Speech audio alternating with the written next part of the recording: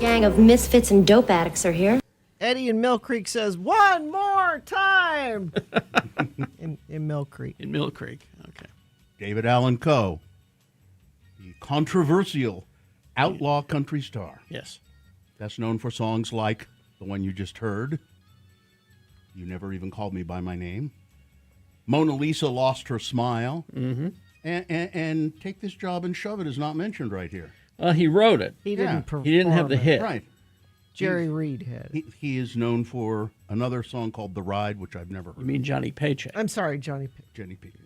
David Allan Coe, born in 1939 in Akron, Ohio, got his start in the 60s in Nashville, writing for established artists. His stock rose in 1973 after Tanya Tucker brought his ballad, Would You Lay With Me in a Field of Stone, to the top of the country charts. He signed with Columbia Records after that and released his first studio album, The Mysterious Rhinestone Cowboy. In 1974, his 75 album, Once Upon a Rhyme, featured one of his best-known works, You Never Even Called Me By My Name. Burritos out in California could fly higher than the birds. Roger McGuinn had a 12-string guitar. It was like nothing I'd ever heard. And the Eagles flew in from the West Coast. Like the birds, they were trying to be free. While in Texas, the tough turned outlaws. Like Willie and Waylon and me. Hey! He also wrote a song, said one of his most celebrated works, Long-Haired Redneck. I'm an outlaw. They'd never come to see me in this dive, where bikers stare at cowboys who are laughing at the hippies who are praying they'll get out of here alive. Loudmouth in the corners getting to me, talking about my earrings and my hair. I I guess he ain't read the signs that say I've been to prison. Someone ought to warn him before I knock him off his chair. Cause my long hair just can't cover up my redneck. I've won every fight I've ever fought, and I don't need some turkey telling me that I ain't country, saying I ain't worth a damn dog ticket that he bought. And not everybody that writes country songs actually has been to prison. But he's actually been to prison. And he he made no bones about who he was. Yep. He was a misogynistic racist, and he was homophobic. Yes. And he was proud of that. Yeah. He pleaded guilty to impeding and obstructing the administration of tax laws, which means he refused to pay taxes. He didn't pay his taxes. And he lived in a cave for a long time. He did. I do it almost every day. It's the only thing that I found that'll take the hurt away. But how do you spell relief, John? I get D-R-U-N-K. But every night about sundown. He had a talent, for sure. David Allen Coe. Daniels, if you please, knock me to my knees. Did he die of liver failure? Because all these songs make it sound like he should have died of liver failure. I think it was 80-something. 86, I believe. Yeah, so. Oh, yeah, because I got 14 points on the day. Yeah. Daniels, if you please. He is absolutely everything that is country music. Yeah. And sort of I always got the impression that he knew he was a parody. That You he think? was that he was parodying it a lot of it. That it was I don't get the sense that he had a sense of humor. no. Really? Really? No, I mean his songs are funny, but I mean I think he takes it serious. It's serious for him. I think he's funny on purpose. I don't know. Never met the man. Can't say. I used to spend my nights out in a bar room. Liquor was the only love I'd known. But you rescued me from reaching for the bottom. Brought me back from being too far gone. You're as smooth as Tennessee whiskey. 42 albums. Yep. Wow, really? Oh, yeah. Oh, yeah, 42. 42. Oh, yeah. 42 studio albums, 4 live albums. You'd think he wouldn't have to live in a cave. He could afford to live somewhere else. He liked living in the cave. He liked living in a cave. He didn't do it because he couldn't afford it. He liked it. His songs were covered by Johnny Cash, Waylon Jennings, Kid Rock, and many, many, many, many others. Tanya Tucker, as we mentioned. Well, there you go. Yeah.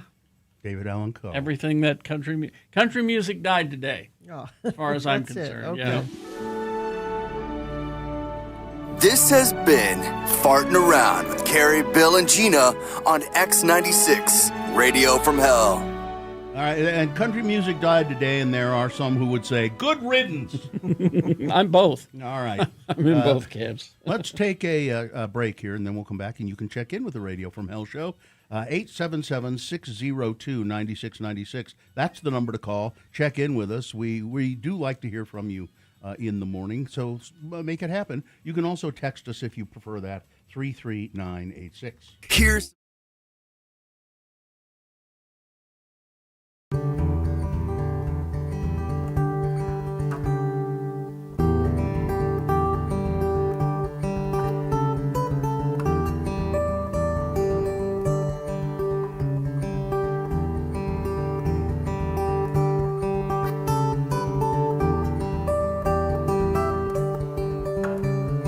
I have made a horrible mistake. What? What's in the bag? So we did a story last week Yeah. Yeah. about the new limited edition Oreo cookies. Yes. Oh, yeah. It was like a graham. No. No? Pretzel, Oh, yeah, chocolate pretzel Oreo, Yeah. which I got super excited Sounds about. great. Because I love a chocolate-covered Yes. pretzel. Of course. And I went to the Oreo website, and I was going to order a box. And I told you guys this when I went to the website. You know, the box was like $10, but then the shipping was like $20. I'm like, well, I'm not going to do that. So I went to the grocery store, and on the shelf, I see You see, the chocolate-covered that's them. Oreo pretzel, and it says right on limited edition. You know, they're not going to be around long. So what did I do? Knowing that I'm going to love this and not be able to get them, I bought 3 boxes of them because I'm like 3 packs. 3 packages Okay. because surely I'm going to want to put You're gonna this in want my this. food storage. Yeah. So this is They're- just a. And they'll live forever. And so- this is just a regular size package of Oreos. Yeah. I'll never If you forget. go to x96.com/live, you can see. All right. They're horrible. Really? No. Try it. Okay. I bought 3 of these. I went home. Can't be horrible. I went home. I opened the package. I poured myself a little glass of milk because I like a glass the of way you milk like with 'em, my yeah. Oreo. Hey, got any milk out there? I dunked it, Jimmy, you bring any milk? Special milk? and I put 4 Oreo cookies on a little plate with my milk because I get like a little coffee mug and Smells good. saucer. Okay. Put them on there. I ate one of them. I'm like, these are terrible. So now this is supposed to be a pretzel. the cookie kind of is cookie. the cookie is a pretzel. The And then cookie it's- is a pretzel, and it's and the got filling filling, is it's chocolate. not the white Oreo No, filling. It's a it's chocolate chocolate filling. All right. filling. Okay. Okay. Tell me what you think. Am I up in the night? They don't taste like a chocolate covered pretzel, that's for sure. They're weird, right? No. It's just different. It's not what you were expecting, though, is No, it? it's not what I was expecting. And but- maybe that's I would like it to be more pretzel-y, but it doesn't taste bad. it's bitter. No, it's not. Oh, I'm not getting bitter. I think that was bile. That was the bile that you had, the anger.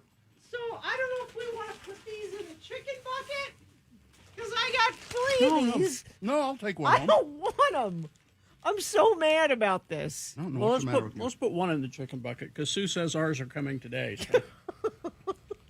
I'll take one home. I'm so mad. I get excited for the special. Like when the s'more ones came out, I did the same thing. I bought a couple and tucked them away because they're limited. When the Post Malone ones came, I brought them and I Those tucked were them good. away. You still have them? No, they're No, they're gone. long gone. These would be good with milk, though. These taste fine. Let me try it again. Try it again. Here. Oh, okay. Maybe, I don't know. Maybe you were just in a mood. They're not, you know. They don't really taste that pretzel-y, but they're good. And maybe that's it. Maybe I had. It's my fault. They're I a had little salty. I had an expectation. Go get some salt. They And seem let's salty already. Let's open it up and sprinkle some salt on that More chocolate. salt? No, they seem salty to me already. I wouldn't put more salt on mine. I don't know. Well, I went from the gamut of emotions from super excited to get home to try it. I'm really pissed off about what's going on in the world. You, Well, full of bile about a cookie. Well, no, that's just it, Bill. I'm looking for the tiny things that will make me happy, and I thought this was going to be one of them. Yeah, I think you just had an expectation of what it would be, and it didn't meet that yeah. expectation. Because they're not bad. I don't like it. Well, I'm lousy with chocolate-covered pretzel Oreos. I don't now. give one to the chicken bucket. Well, I don't know if we ought to palm them off on somebody if you think they're awful. If you win a chicken bucket, let us know how. Let's put one cookie in every chicken bucket. We have interns who could wrap them. And I'll tell you exactly what I did. What? I got home from the store, and I took 2 of these downstairs to the food storage and put them on And the put it in the shelf. storage. And then I came upstairs and opened it and poured my milk and put the cookies. And then I went back downstairs. So this forced you to got 'em out. go up and down the stairs 2 times. That was Listen, I'm terrible. taking these to work. I hate them. That'd also make you angry. I had them all set. They were gonna get me through the next 2 months. They have a little aftertaste. Too. They did a little bit. Yeah. But again, it's not necessarily a bad aftertaste, but it kind of lingers. I'll take the ones that you don't want. Okay. You know, I'll eat them. Yeah, I think they're All right. They're fine. Okay. Well.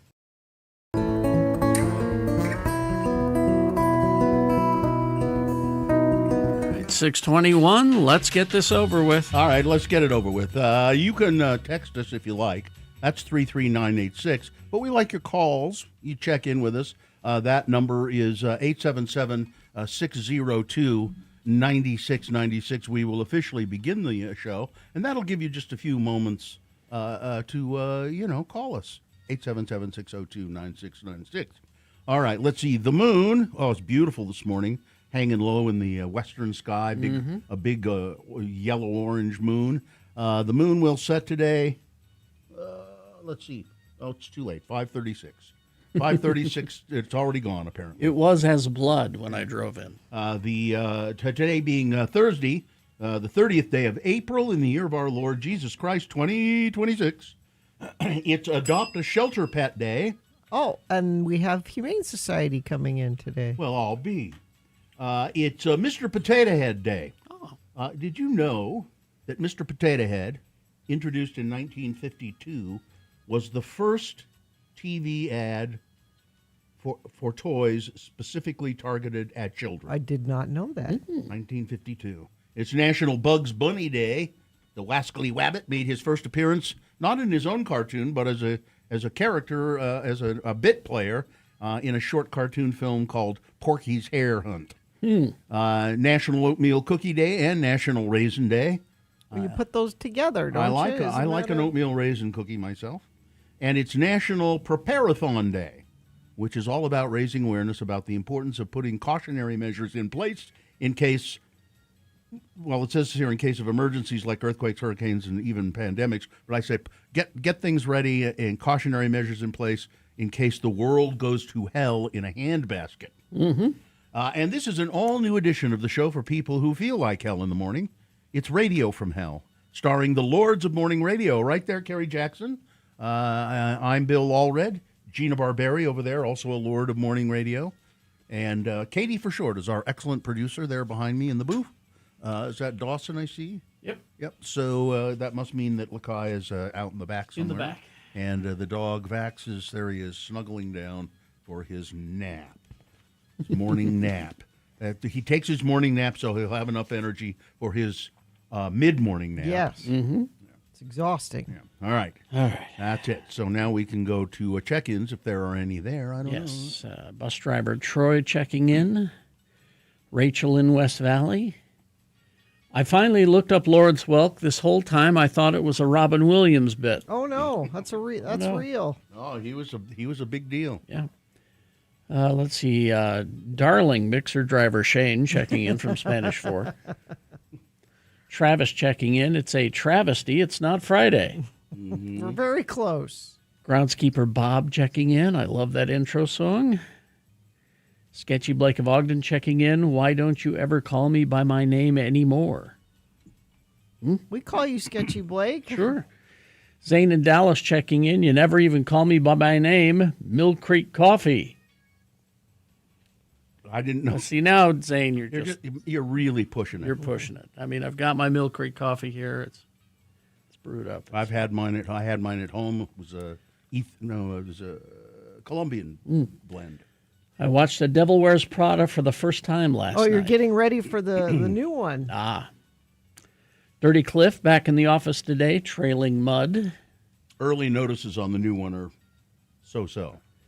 Jello Saladani checking in. Dave of Westbrook checking in. Most enjoyable farting around. You know, journalist Neil Strauss described the material on David Allan Coe's two records, Nothing Sacred and Underground album, as the most racist, misogynistic, homophobic, and obscene songs ever recorded by a popular songwriter. Yeah. David Allan Coe wrote to the journalist and said, "You just didn't get it. I was making a joke. These are jokes. And besides, I got a black drummer in my band. See? Is this the black friend? He has a black friend. Once again, country music died today. And that's, but by the way, that's what I'm going to say. If anybody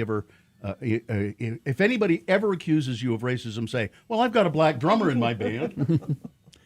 Jello Salad Annie checking in. Dave of Westbrook. Johnny B checking in. Happy Walpurgisnacht, y'alls. Yeah. All right. I missed. It's all about witches. I missed the on this day reason. It's because David Allen Coe died.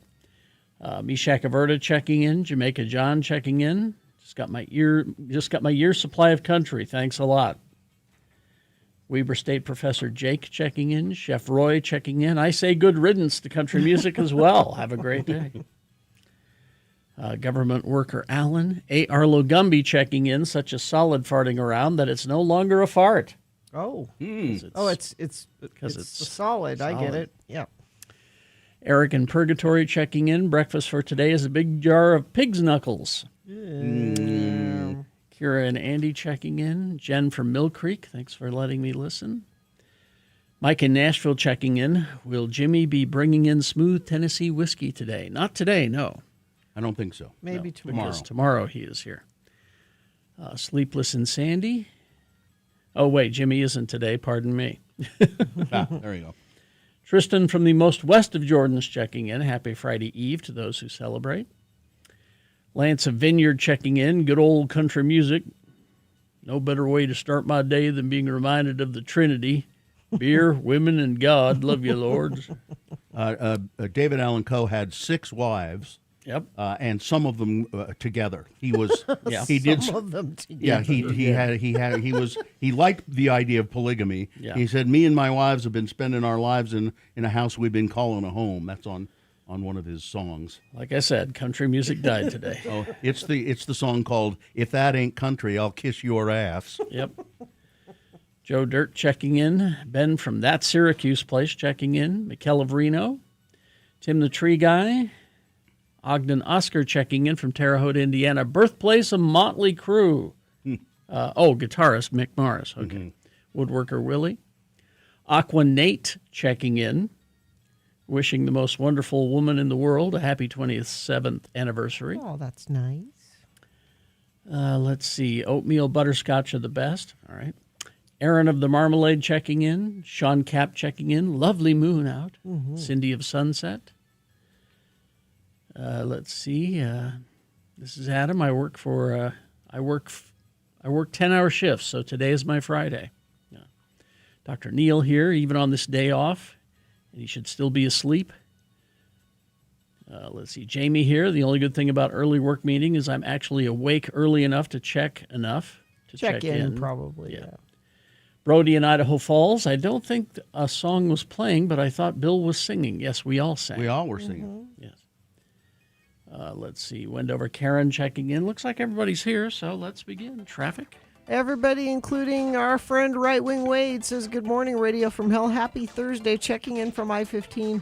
Both lanes and directions moving smoothly. UDOT agrees with you, Wade. They haven't reported anything in the last hour or so. So right now you got a good commute. Let's see if we can keep it that way.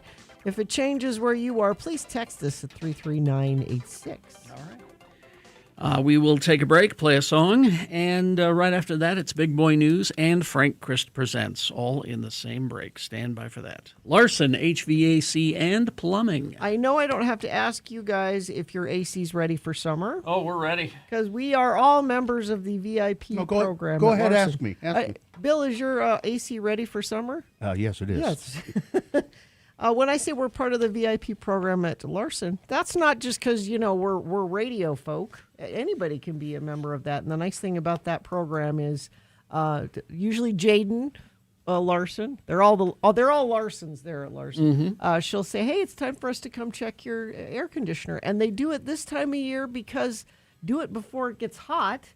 And that way, when it does get hot, you're ready to go. Give our friends at Larson a call today and get the X96 special on a 20-point tune-up and a free whole home HVAC and plumbing assessment. Surprises can be expensive. Larson's here to help you stay cool now and avoid costly repairs later. They fix what needs fixing, not try to sell you things you don't need. Give them a call, 801-930-5450 today and ask for the spring tune-up. You can also go to larsonhvac.com/X96.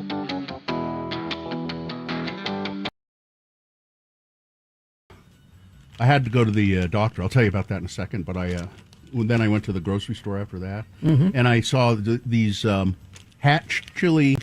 Yeah. You know, it's the Hatch chili season. Yep. And these are cashews with the Hatch chili season on them.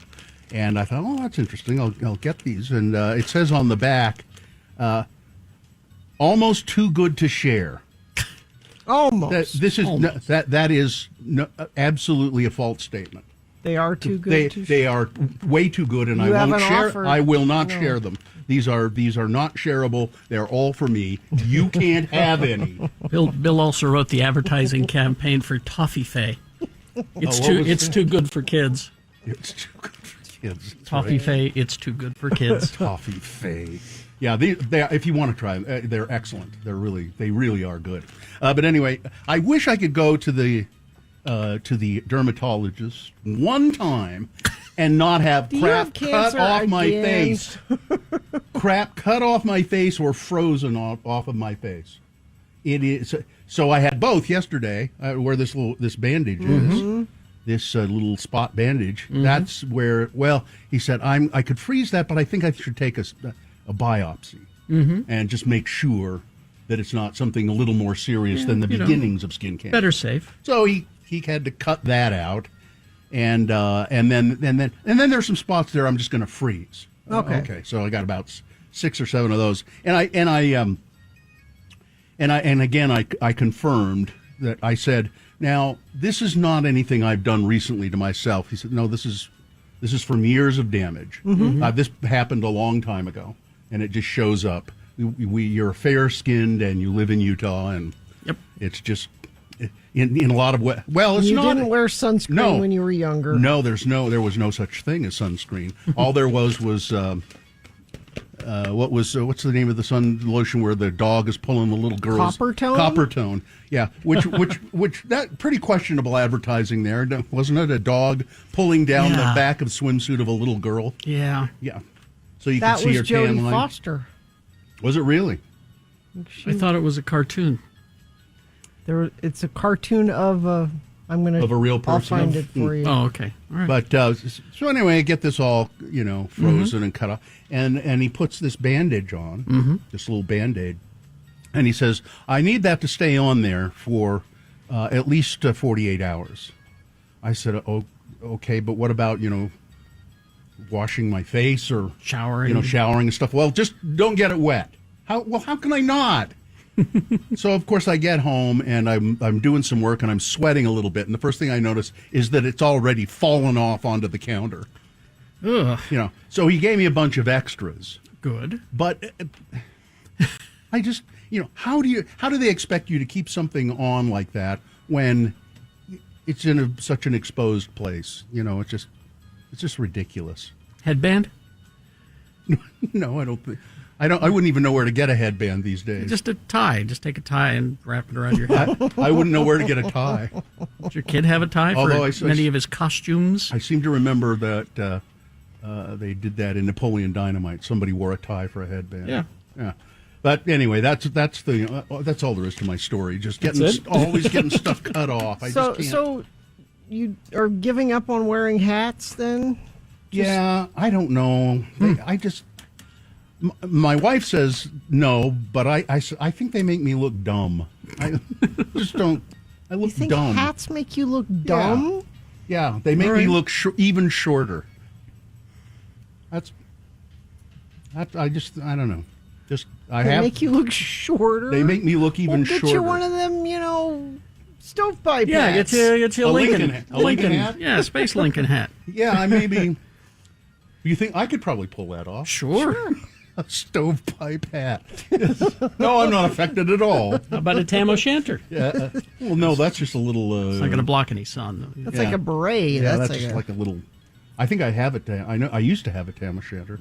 It belonged to my uncle, who bequeathed it to me because he said this hat makes me look dumb. So, anyway, that's my story. All right. That's all there is to it. All I know is that CPAP machines are $1,000, and that's a crime. Did you have to get a new one? Well, it's just I've had one for years, and Right. it's the same one, and it's the motor in it started wheezing and seizing up, and so I took it into the place where I get all my stuff. It's a hospital The store, supply, and, yeah.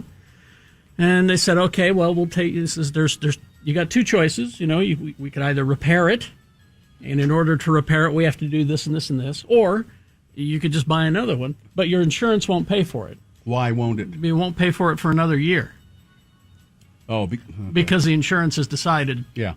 So you have to put up with the broken one for a year? So it's like, yeah, that's what they were telling me. And I said, well, how much is one if I just buy one then? Because this is a pain in the ass. Yeah. It was, it's over $1,000. For the same kind? For the same kind. ResMed? Is it a ResMed? No, it's, I can't remember what it is. But I just thought, yeah, someone's getting rich here, aren't they? Sure. I said, okay, well, then let's repair it. Okay, well, we can rent you one In the meantime. for $200 Okay. For the whole term? for the time that it takes to get yours repaired. And then how much does it cost to repair it? Well, we don't know yet. Oh, of course not. That's part of the fun. Yeah. You see. That doesn't sound fun. Someone is getting rich here, okay? And then the water basin in it, they rented me that too. But they sent me home with my own basin. I know because it still had moisture in it because I dumped it out, So they're they're fibbing with you? They're fibbing with me. I smell a lawsuit. There's no reason that this stuff, it's the insurance companies that are, ugh. Anyway, that thing's not $1,000. Anyway. Somebody says Bill looks very handsome in a straw hat. Sid says that. See, Bill, Okay. you're handsome in your hat. Wear your hat.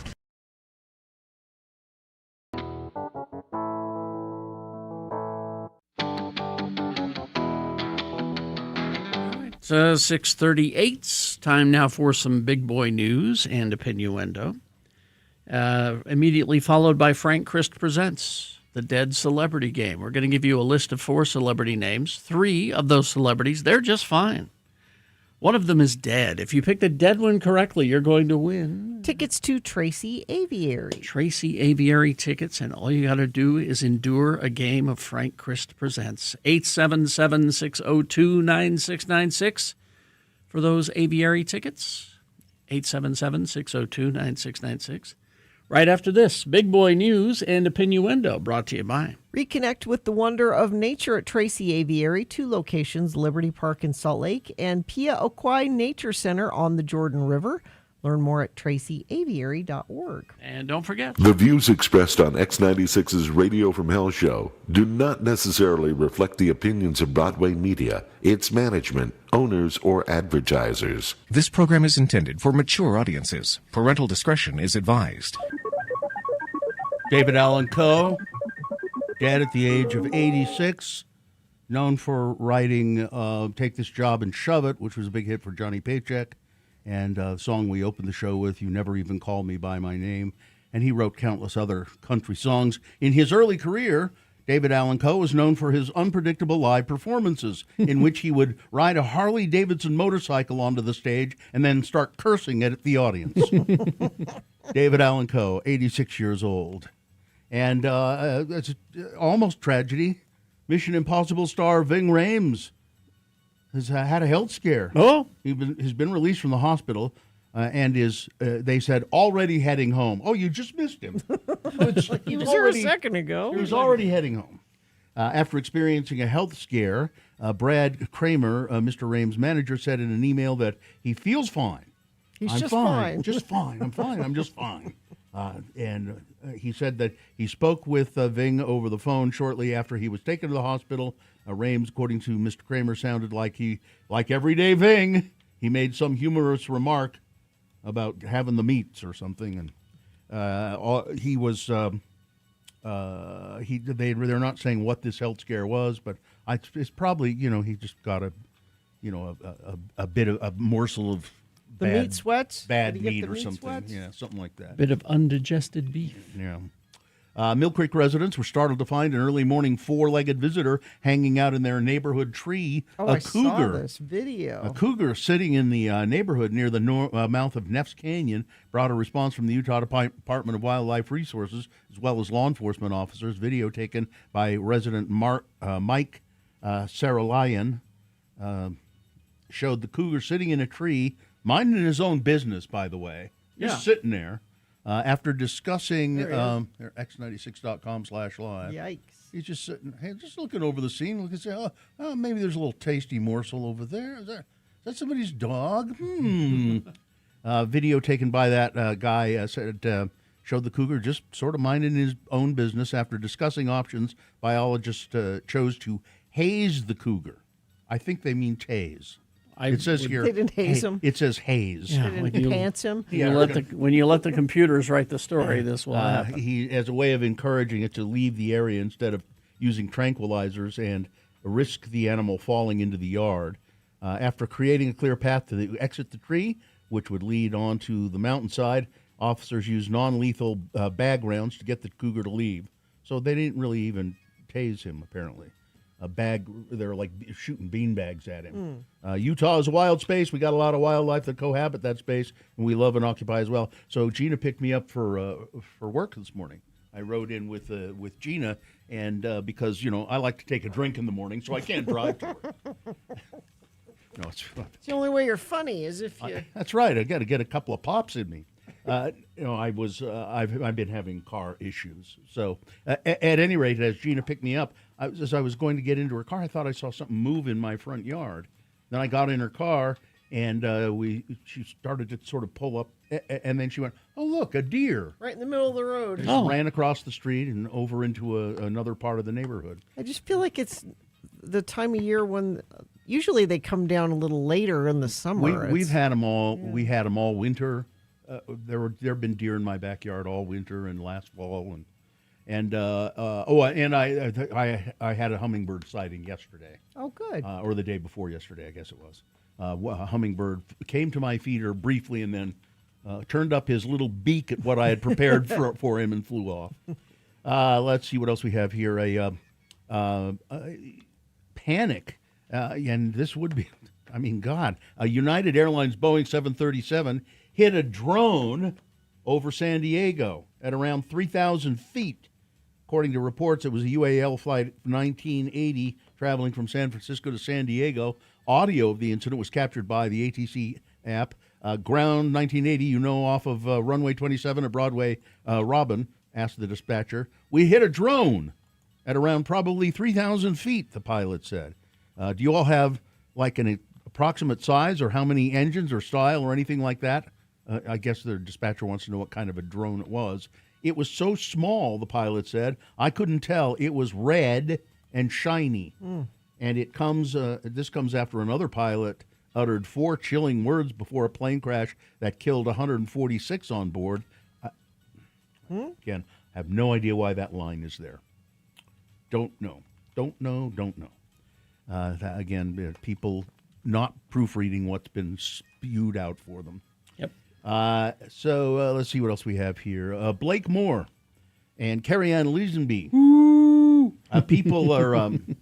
People are debating a project in Box Elder County.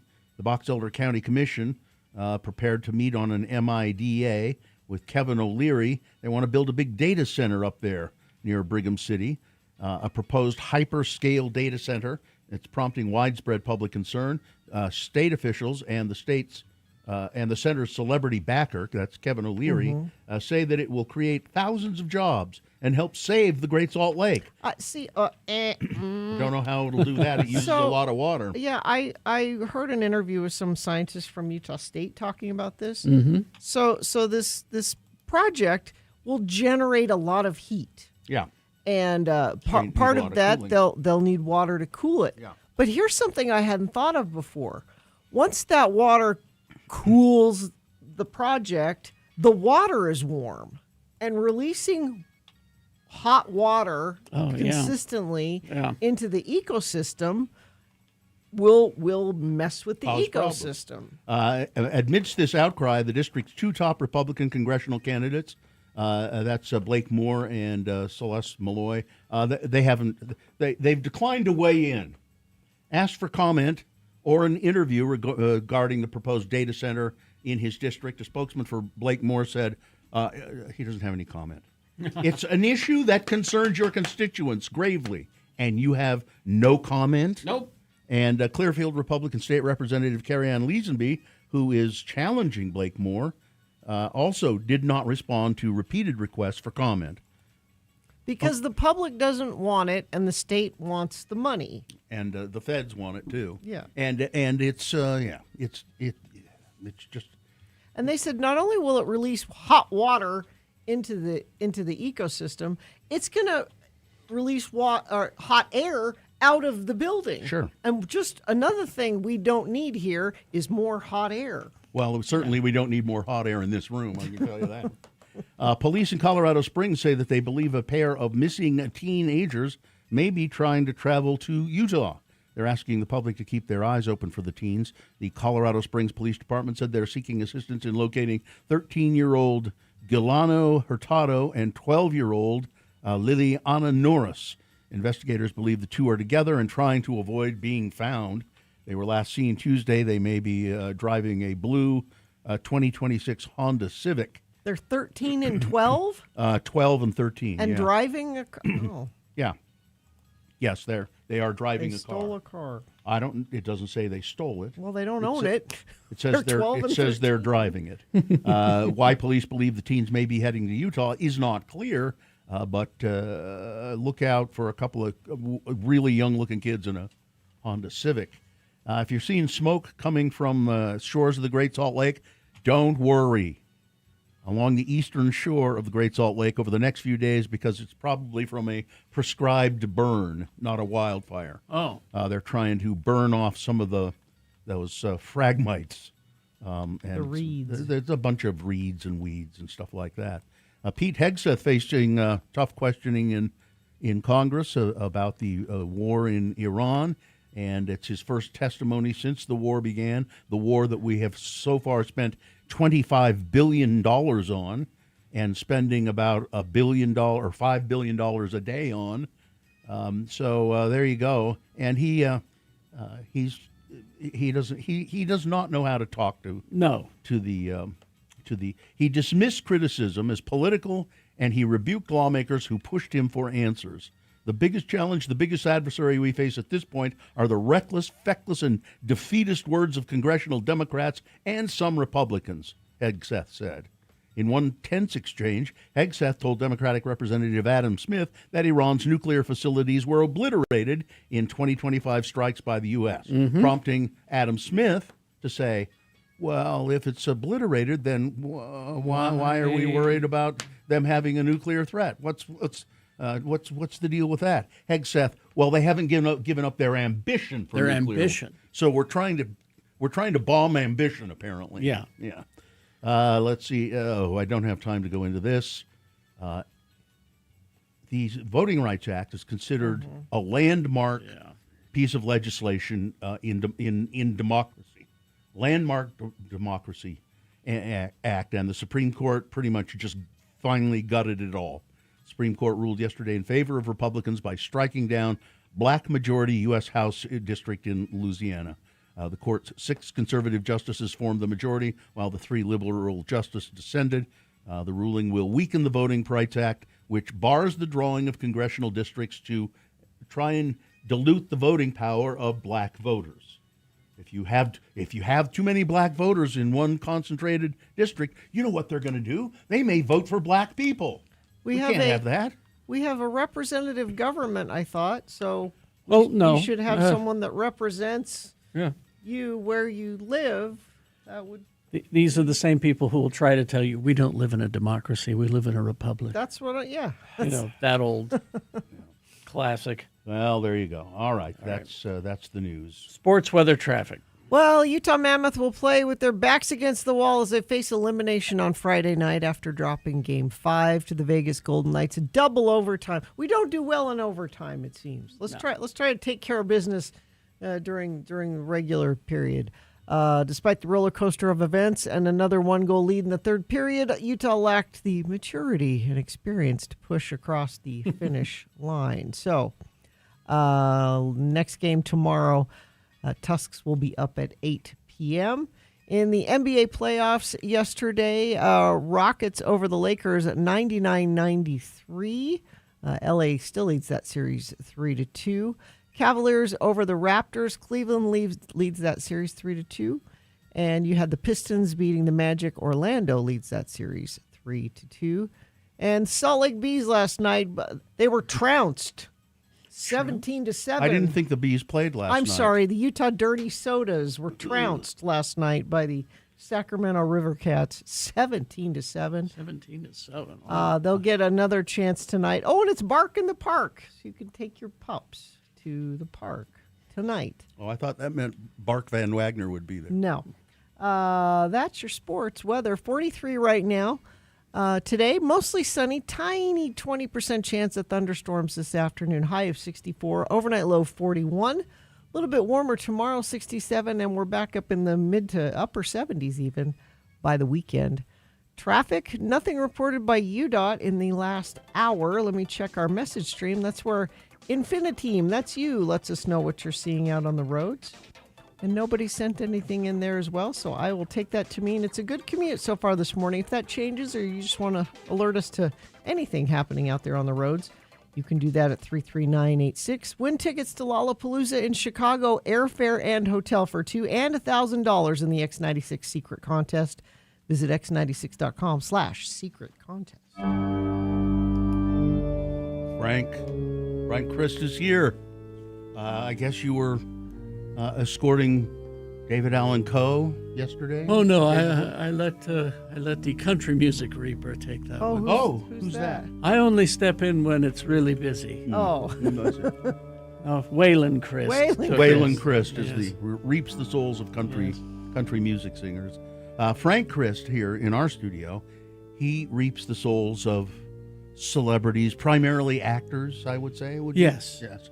And it is a curse for Mr. Christ because he loves these celebrities. I love our precious celebrities.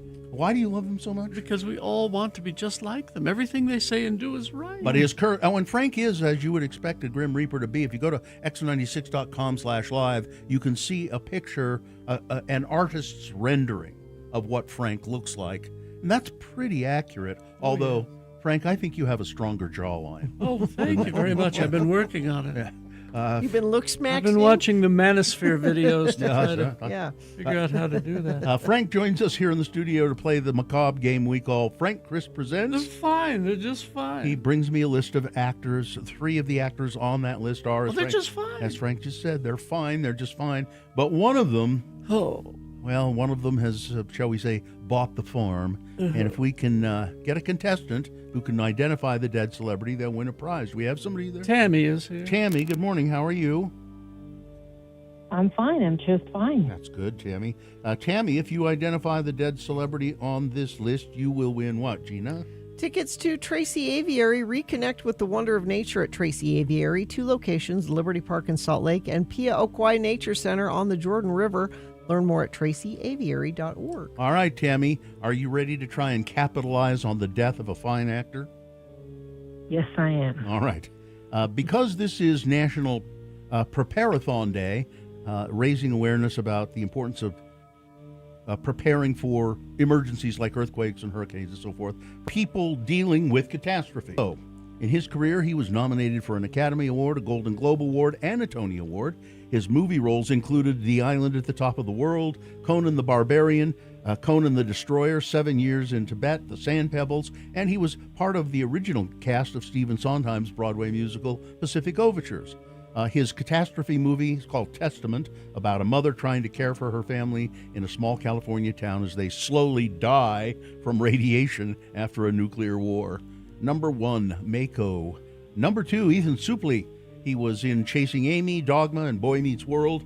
Dramatic performances include the roles of a ruthless white power skinhead in American History X. He was a goth in The Butterfly Effect, and he was a football player in Remember the Titans. His catastrophe movie, Deepwater Horizon, a dramatization of an offshore drilling rig explosion and the harrowing efforts of the crew to survive the inferno. Number 2, Ethan Suplee. Number 3, Susan Blakely, best known for her leading role in Rich Man, Poor Man. Blakely also appeared in films including Savages, The Way We Were, The Lords of Flatbush, and she was in several biopics, including Capone, and she played Hitler's mistress, Eva Braun, in The Bunker. Her catastrophe movie, The Towering Inferno. A massive electrical fire breaks out in the world's tallest skyscraper. A fire chief and the building's architect lead a desperate rescue mission. Number 3, Susan Blakely. And finally, Molly Parker. She played a necrophiliac medical student in a controversial movie called Kissed. Her first major American film role was in the drama Waking the Dead. She played a Las Vegas escort in The Center of the World, and she was in all 3 seasons of Deadwood. Her catastrophe movie, The Road, one of the most depressing movies ever made. In a gray, dying world, a father and his son trek across a post-apocalyptic landscape, struggling to maintain their humanity. Number 4, Molly Parker, one of them dead. Which one is it, Tammy? That would be number 1. Mako is correct. Yes. Mako, he died in 2006 at the age of 72. He really was quite a good actor. I first saw him, and you should, if you ever get a chance, see the movie The Sand Pebbles with Steve McQueen and Candice Bergen and Mako. And he was nominated for an Academy Award for The Sand Pebbles. He hardly spoke at all. He was I think he played a Korean guy who worked on the ship. Anyway, congratulations, Tammy. Mako's death has resulted in a prize for you. I love it. Hang on the line. Katie's going to get some information from you. And when I die, there'll be prizes for everybody. Well, I have to go check on Johnny Galecki. Oh, really? From Roseanne, right? Yeah, and Boy Big Meets Bang World? Theory. Big Bang, yeah. 51 today. But there's somebody named Isaiah Thomas who is 65. you don't have to worry about that one, Frank. That's a basketball. sport. Oh, that's a sport Yeah, one? he's a that's basketball That's not player. yours. Oh, okay. Well, that's good. Maybe I'll get some time off today. Well, that'd be nice. I can watch Gilmore Girls. Goodbye, everybody. Goodbye. Goodbye. We have had one accident crop up in the last few minutes. It's northbound I-15 at 2550 South in Salt Lake. Right shoulder affected there. That is the only thing that UDOT's reporting, or you, Infiniteam. I haven't, let's see. Oh, no, wait. Here's one. Morons on the Mid-Valley Highway in Tooele are stopping for no reason heading into Salt Lake. If you know the reason they're stopping, you can text us and continue to send your report. So here's another one. Car on the side of the road, exit 334. Thank you, Infiniteam. 33986 is where you're sending those in. All right. KXRK Provo, we're going to take a break. We'll be back after these with some geek news for you. Boner of the Day is coming up. Victoria with her Real Housewives update. And the Humane Society will be here at 8 o'clock with a puppy. It's a puppy? Mm-hmm. Stand by for that. KXRK Provo. Let's see. Cafe Molise. What a great place to go. Just have some wonderful food. Cafe Molise. You know, they've been in town for a long time. They used to be by our old studio there. But they took advantage of this beautiful old building, and I always tip my hat to people that decide to renovate old, cool buildings, and boy, have they done a nice job with this. Cafe Molise and the BTG Wine Bar, BTG by the Glass, I believe that stands for.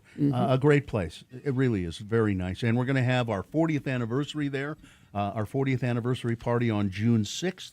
I think there are still tickets available for that. They're going pretty briskly. If you go to x96.com, you'll be able to find the banner for the 40th anniversary celebration for Radio from Hell. I believe I secured entertainment yesterday. Oh, you did? I believe I did. I couldn't talk to her very long because she's on tour with Air Supply. But is she really? World tour, yep. Okay. That's awesome. Yep. But she looked at her calendar and said, you know what? I'll be in town that day. That day being June 6th. 6th, 6 to 9 p.m. And your ticket gets you that entertainment and a full dinner. This isn't just little bites. This is a full dinner. And there'll be a cash bar there. Cafe Molise, located on the corner of 4th South and West Temple. And go to x96.com to buy tickets. Now, Katie just reminded me that it is estimated that, what was it, yesterday? Yesterday was the 38-year anniversary of Radio from Hell. Really? Yesterday. Are you feeling that? Now, that's not when That's you not joined. me, That was no. when the whole format change at KJQ happened and all that. And all of a sudden, we were Radio from Hell on on KJQ. On KJQ. 38. I worked at KJQ earlier than that, but I've been on this show for 27 years. 27 years. Or maybe 28 in May, I think. But And you measure things by births. by births. I measure things by how much it hurts. Because Festus will be 27 at his next birthday. That's how I figure it out. Oh. And I started with you guys before Festus was born. So, Oh, okay. but I worked at KJQ before that. Oh, geez. So 38 years. Yeah. Does it hurt? Everywhere. Pretty much everywhere. And you guys still haven't got a watch yet. No. Nor a dinner. Or a dinner. Or a dinner. No one's ever given us a dinner Never or given a us- watch. Never given us a dinner. A gold watch and a dinner. That's what we need. Someday. I don't think so. No, I don't think you either. should say No, they're someday. gonna. No, I maintain that somebody will come into the room and turn off the microphones and turn out the lights and say, "It's been fun, but we'll see you later." No, that's what happened to my dad, Tom Barberi. Long time. How did that happen? Yeah. It was the classic Friday. Friday. They waited till after the show. Tom, I need to see in my office for a minute. Yeah. We're going a new direction, and that's it. And that's it. No goodbye. No. And that direction, by the way, we're calling that direction the end of call radio.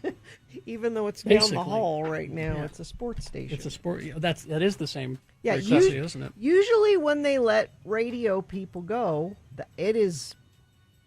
you don't know. You don't get Yeah. to come on the air and say I'm leaving. It's in 2 weeks. rare you get a goodbye show if you're being fired. Now, if you're retiring, you usually, Yeah. at least according to the radio trades that I read, Yeah, you get they let you do a final show. So Howard Stern is at the end of his contract. Yeah. His contract is up the end of this year. He makes $80 million a year. Oh, shut up! Why do you And have to do that? And they are begging him to stay with Sirius because he's the reason. There are people that will not pay for Sirius anymore once he's gone. Yeah. 80, and he's like, yeah, I think I might be done at the end of this year. No, he won't. If he's made $80 million a year for the last 5 years, that's just the last 5 years. He was making millions Before that, yeah. Sure. I don't know what you do with that kind of I mean, what? You invest it. But for what? What? He You could do not good- possibly live any better than he You do good works. I would travel. That's what I would do with that kind of. I would just travel. I'd say goodbye, suckers.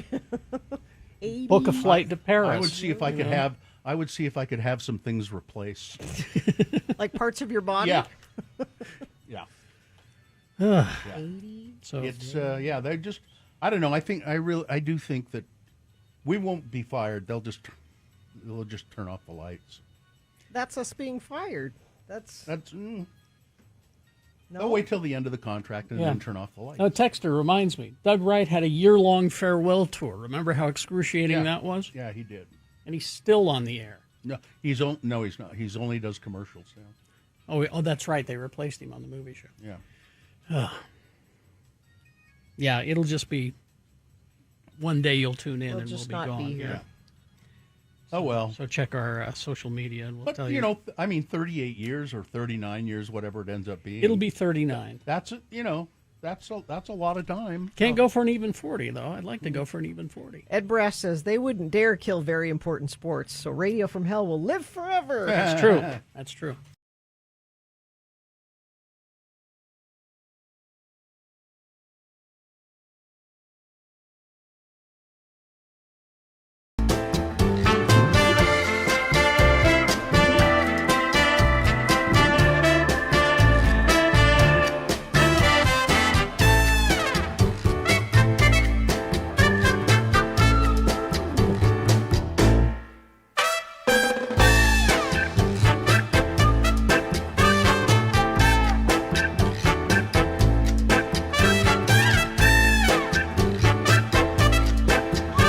Yeah, we heard from Benji in Sandy, who enjoys bell peppers in Sandy. In Sandy. So, Sandy is the bell pepper capital of northern Utah. Is that right? Yeah, I think that's true. Look it up. Sure. I'm I'll pretty believe sure. you. I'll believe you. I'm pretty sure. All right. Is this a sponsored feature? Yes, our friend Dave at Cabin Fever. You know, they've been there in Trolley Square since 1982. They've moved inside of Trolley Square, but they've been in that building. They're over on the south side now. He's got all kinds of Mother's Day cards, very funny Mother's Day cards, but it's so much more than a card store. You should go check it out. All right. Thank you.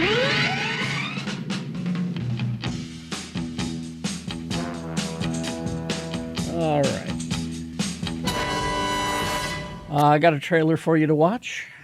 Of course, we can't show it here on x96.com/live because for some reason we get kicked off of YouTube. I don't understand why. But when you're working today, go ahead and take a look at it. This is House of the Dragon Season 3. You now have the power no man has ever wielded.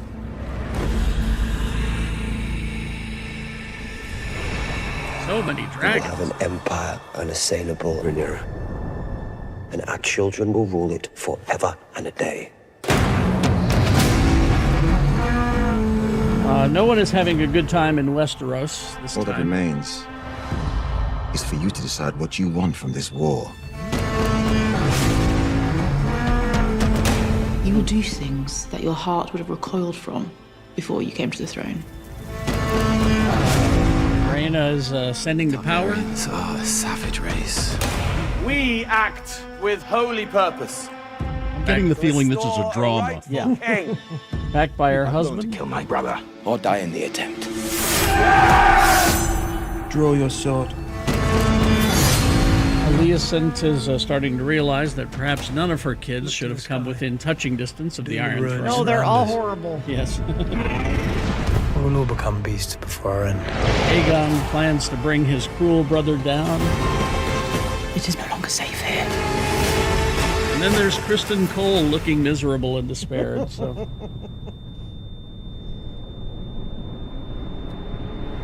but that one isn't too much of a bother considering how easy he is to hate, you know. There will be no doubt who the gods have chosen to rule. I think they're often cold.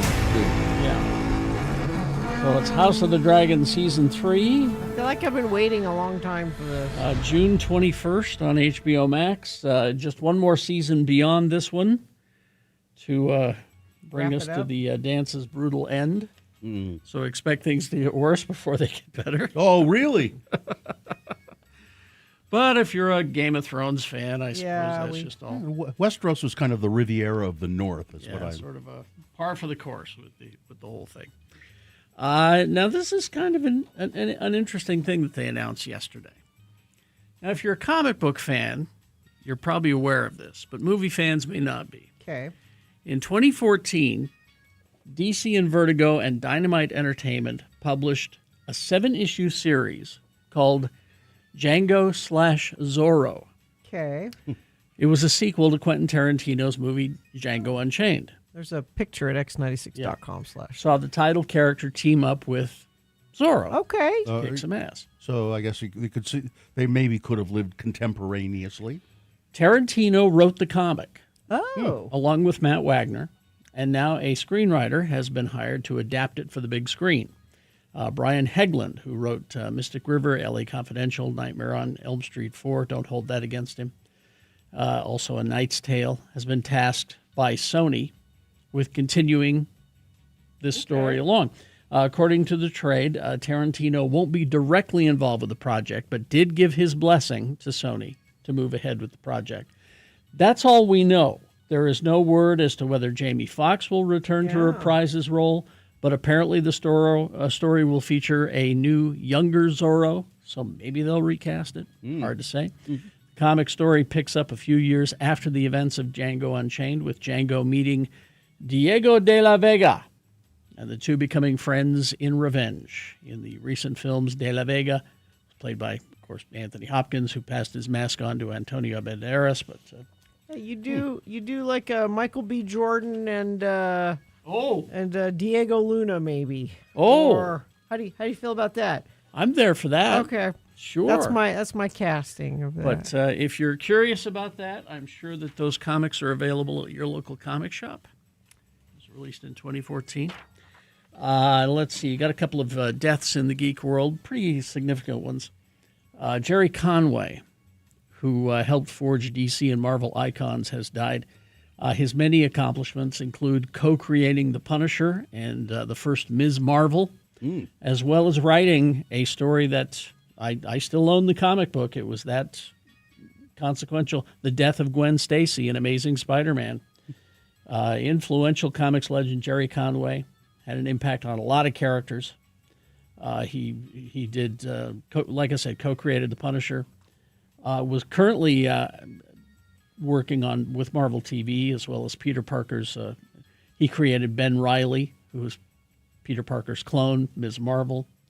In DC, he co-created Firestorm, Vixen, Power Girl, Jason Todd, who was the Robin successor, Killer Croc. I mean, these are all these big characters. And was he just old? He was the cancer. 73. Not too old. Not too old, but 73. And another death that we had is, kids, there was a time when you could get a toy and then create a cartoon around it to sell those toys to kids. Right. Yeah. That was made illegal some time ago. But Roger Sweet, who created the He-Man action figures, he was a toy designer. He created the He-Man character for He-Man and the Masters of the Universe. So now the figure came before the movie? Yeah. Okay. Well, they were sort of developed at about the same time, but right. he's the guy who created the characters, the action figures. Okay. Died at the age of 91 after battling dementia. Yeah. And I have to give him props because, as you can see right in the middle there, the best He-Man character, Stinkor, the evil master of odors, who, much to my chagrin, is not in the movie coming out this summer. At least that's what I've been told anyway. I hope I'm wrong. Do you have a figure of him? A Stinkor figure? Yeah. You bet I do. I've got a Stinkor, I've got a Skeletor, and what's the other one that I have? Not He-Man? You don't have He-Man? I don't have a He-Man. No, terribly sorry. But anyway, so there you go. Okay. We've had a pretty good commute so far this morning. This one accident I told you about a half hour ago, crashed northbound I-15, 2550 south in Salt Lake. That is the only thing that UDOT's reporting, and I don't think anybody's sent anything in via text for a bit. But we appreciate it when you do, Infiniteam, letting us know what you're seeing on the roads. Even if everything's fine, just fine, we would like to know that so we can let friends of the program know. That's traffic. All right, here are the boner candidates you'll be voting for, I hope. Boner candidate number 1, Todd Blanche, legal genius. Boner candidate number 2, oh, come on, it was just a fun prank. And boner candidate number 3, I can't think of a punishment harsh enough for these two people. All right, Boner of the Day, Big Boy News, all coming up after these messages and a song. Stand by for that. We got Victoria with the Real Housewives update coming up. Humane Society bringing in a puppy for us to look at. Beat Gina coming up. All of that on the way. Stand by. Hi, who's this? And tell me.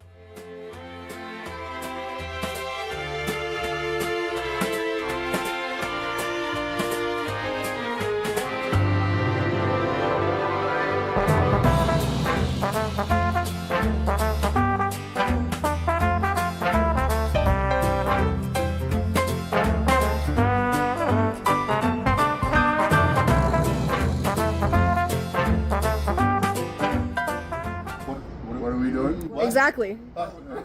Hi. We're cheersing, aren't we? I think we ought to cheer. Look at this guy. What Finger guns? It's my thing. Oh, yeah. East Coast. How about we do this? What's that? Utes. Utes. How about we do that? Come on. How about Go X96? Radio from Hell, because that's what we're here for. Have you heard of it? Here at the what do they call it? The Red Zone. The Ken Garf. Yes. Ken Garf Red Zone. There. And we're awaiting our guests.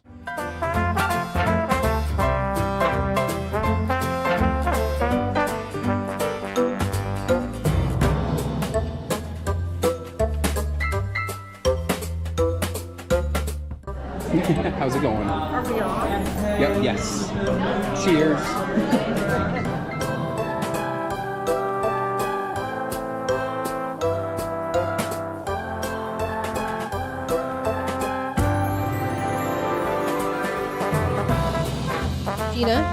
Gina, where are you going?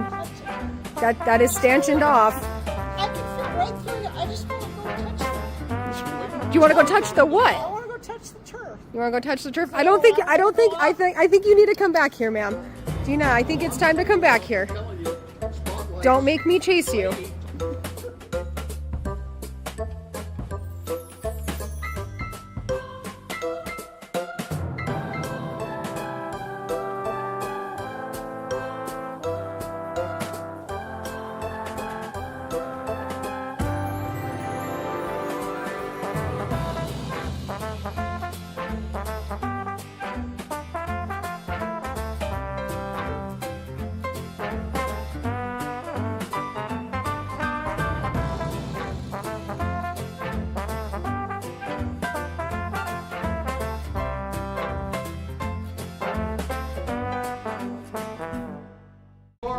What do you think of this place, huh? Kangaroo University Club. This is Oregon. Let's go, of course, with Radio from Hell. Carrie, Bill, and Gina. I think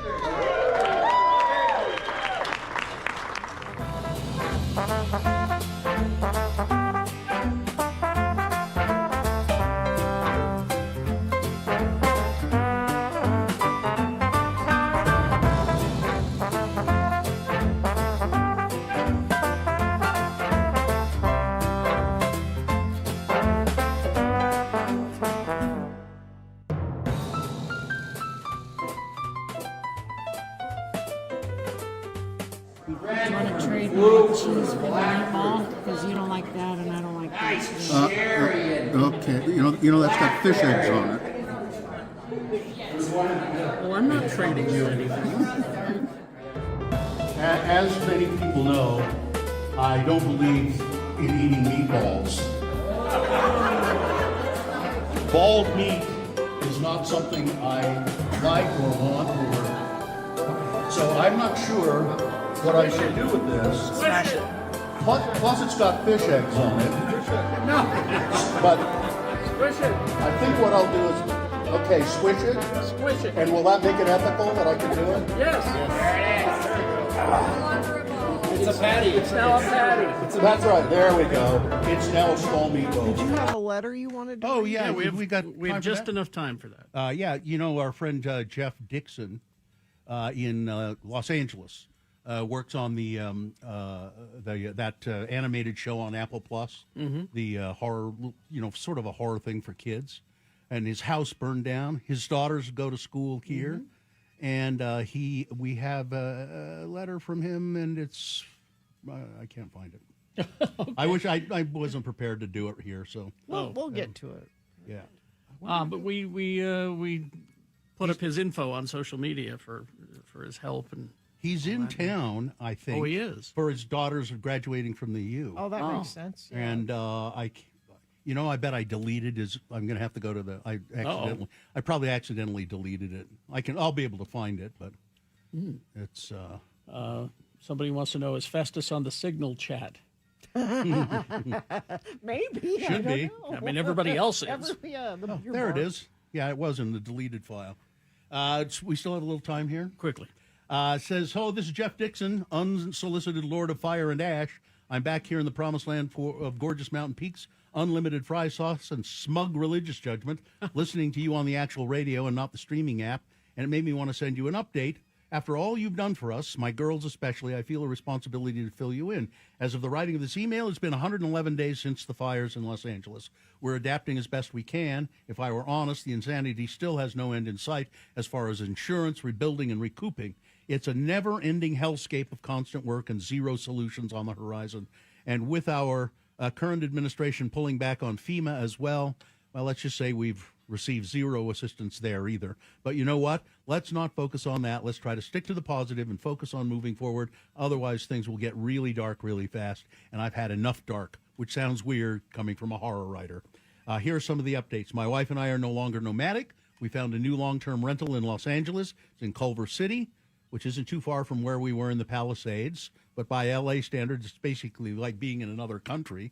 We do our best to look forward, bathe in the warm waters of the new, and discover all the best taco places within 1 mile radius. As for me, my show Curses got nominated for an Emmy. Yay! For Best Animated Series. We didn't win, but we got to play dress up and have a day away from current reality, acting like Cinderella at the ball. Bella graduates from the U on Friday, so I think that this past Friday. That's the main reason we're back in Utah. Proud to say she's also landed a job in internship with Cirque du Soleil, like she wanted. Oh, cool. She starts working for the Michael Jackson 1 show at Mandalay Bay in Vegas at the end of May. Ava has almost taken her final exam and will be done with her freshman year at the U as well. We're moving her out of the dorms tomorrow night. Very proud of her as well. She was able to pick up her Dark Tower games that you guys and the fine folks at Haster Games got for her just a few nights ago. She's insanely excited. All in all, we're moving forward best we can. Every day is an adventure, and life is never boring anymore. So I guess that's good, huh? Just wanted once again to say thank you for lifting our spirits a bit when we were all pretty damn low. You're good people, no matter what TMZ says. Oh, everyone please stay healthy. No more injuries, surgeries, or gallbladder prison breaks. I'll continue to listen every day, and for that, I thank you the most. Peace out, yo. Jeff Dixon. Thanks, Jeff. Thank you, Jeff. There you go.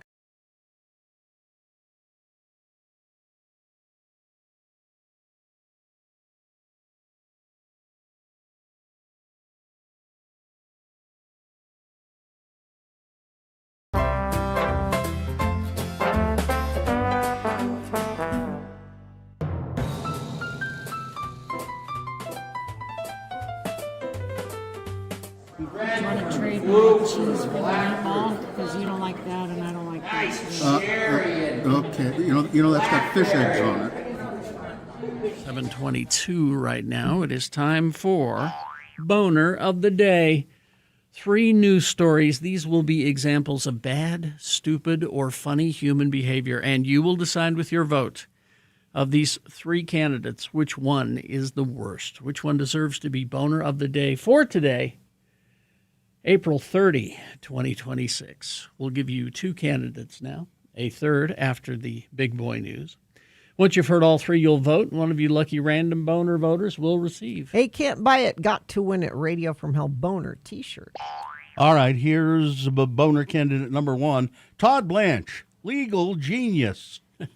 CBS Chief Washington Correspondent Major Garrett kicked off an interview with Acting Attorney General Todd Blanche on Wednesday by asking him whether MAGA influencer Jack Posobiec could be prosecuted for the same threat that former FBI Director James Comey is currently being indicted for. Speaking to Blanche on CBS Mornings, the day after Comey was charged over his 8647 seashell Instagram post in 2025, Major Garrett began by asking Todd Blanche about a similar post by Posobiec, which said 8646. The number 86 is commonly used in restaurant kitchens to mean discard or get rid of. In the Comey case, it has been interpreted by Donald Trump and prosecutors as a threat against Donald Trump, the 47th president. And you hear Donald Trump yesterday. You know what 86 means? It's a mob term. It's a mob term. They use it all the time in the mob for assassination. That's what it is. No, we it can't comes from the restaurant. Yes. Yeah, restaurant business. It's not in mob movies. Let's do a compare and contrast, Mr. Blanche, Garrett told the Attorney General. In 2022, someone well known in right-wing circles, Jack Posobiec, posted on X 8646. He did that when Trump was the 46th president, and he didn't take it down. Comey has done both of those things. He posted, but then he took it down. The Biden Justice Department never prosecuted him. By the standard of that grand jury, Jack Posobiec should face charges as well. Will the Justice Department pursue that case? Because they sound very similar. Mm-hmm. That's completely not true, Blanche fired back. That's not, here's where he's the legal okay. genius. Okay. That's not how a grand jury does its work. They don't just look at a single image and then say, okay, yes, we'll indict, or okay, no, we won't indict. They do an investigation. This conduct took place in May of last year, May 15. It's been almost a year, and I assure you, the FBI, the Secret Service, and the U.S. Attorney's Office have not been sitting around doing nothing. They've been investigating. I have no idea whether there was an investigation into the other times that post has been made and whether that investigation yielded different results. Then Blanche added, "This investigation that we undertook resulted in a 2-count indictment, so you can't compare it." You can't compare it. It's exactly the same It's thing. exactly the same thing. And you just chose to do that now, and they didn't choose to do it then. That's the only thing that's called different. weaponizing the Justice Department. And I can assure you, you have been sitting around and not investigating it. Exactly. Boner candidate number 1, Todd Blanche, legal genius. Here's boner candidate number 2. Oh, come on. It was just a fun prank. Ocala, Florida. It may be harder to get attention on the internet these days, but that doesn't mean you can't try by breaking the law. Driving a lawnmower into a Target store may seem like a harmless prank, but now a couple of Florida kids are facing charges for it.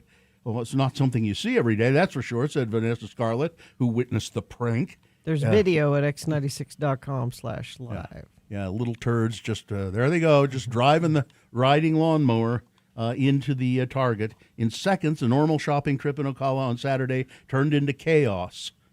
And it was all captured on video. He actually drove straight into the door. He shattered it like it was sort of interesting, Scarlett said. Ocala police say 18-year-old Janik Skazardek was the one driving the lawnmower and wearing overalls and a farmer hat. He was arrested along with 18-year-old Luke Charsky for the social media stunt.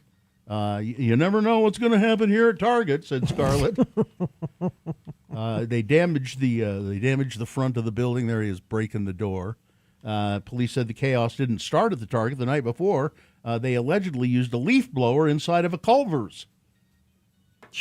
So they're doing this whole. We're farmers. They want clicks. Yeah, we're farmers and we're farming in unusual places. We're landscapers. Unusual.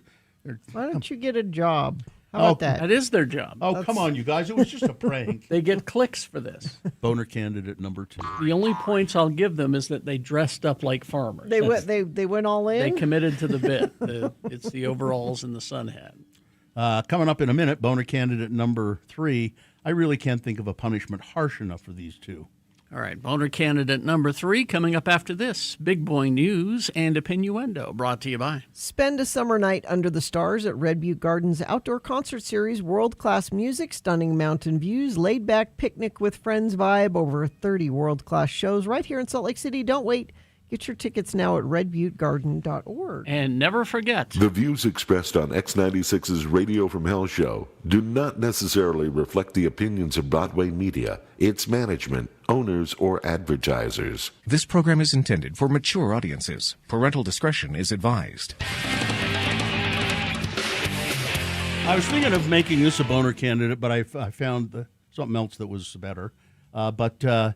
This would have been an example of a boner candidate.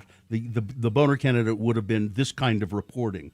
Here's what we have. Here's what I have in front of me. Costco has added an option. Okay, Costco has added an option to its famous hot dog deal and kept the price the same. Okay.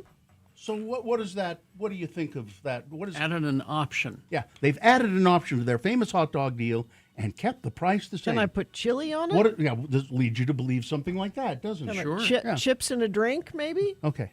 Here's the story. Costco recently made the most significant change to a staple of its in-store dining menu in decades. The $1.50 hot dog and soda deal can now be ordered with a bottle of Costco's house-branded water in place of the soda.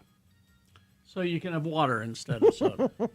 That's not a story. Couldn't you do that before? No, it's not. It's not a story. I think you probably could. Because you press. It's where the lemonade is, and there's a water button next to you it. You can do that, right? This is certainly not. It leads you to believe that they've put something on top. Something extra. Mm-hmm. They've added something. Like cheese. You got a hot dog and you got a soda, and maybe you've got a little dessert or something, or a candy bar. Or something. I don't know. No, you can swap out the soda for water. No. Whoever ever let this appear should be fired. No, I reject the premise of this. All right. Let's see. That's not a boner candidate. No, it's not. No, it's not. It could have been, but it's Salt Lake City Mayor Erin Mendenhall on Wednesday offered her first direct comments on series of sexual misconduct allegations that surfaced against council member Eva Lopez Chavez. In her first comments on the matter, Salt Lake Mayor said that the public should start by believing the alleged victims. I appreciate the courage of the victims who have come forward, Mendenhall said. 4 people from Utah's political circles, one of them fellow council member Victoria Petro, have accused Lopez Chavez of restraining them during which they considered unwanted sexual advances.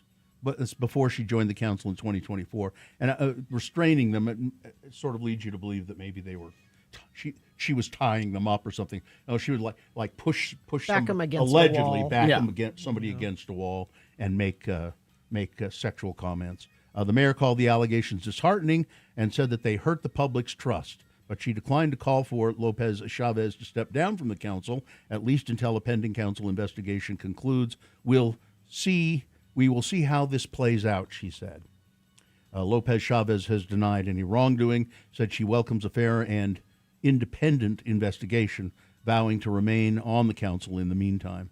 Lopez Chavez was also a candidate running for the 1st Congressional District, but she failed to meet the signature threshold and didn't make it past Sunday's Democratic state convention.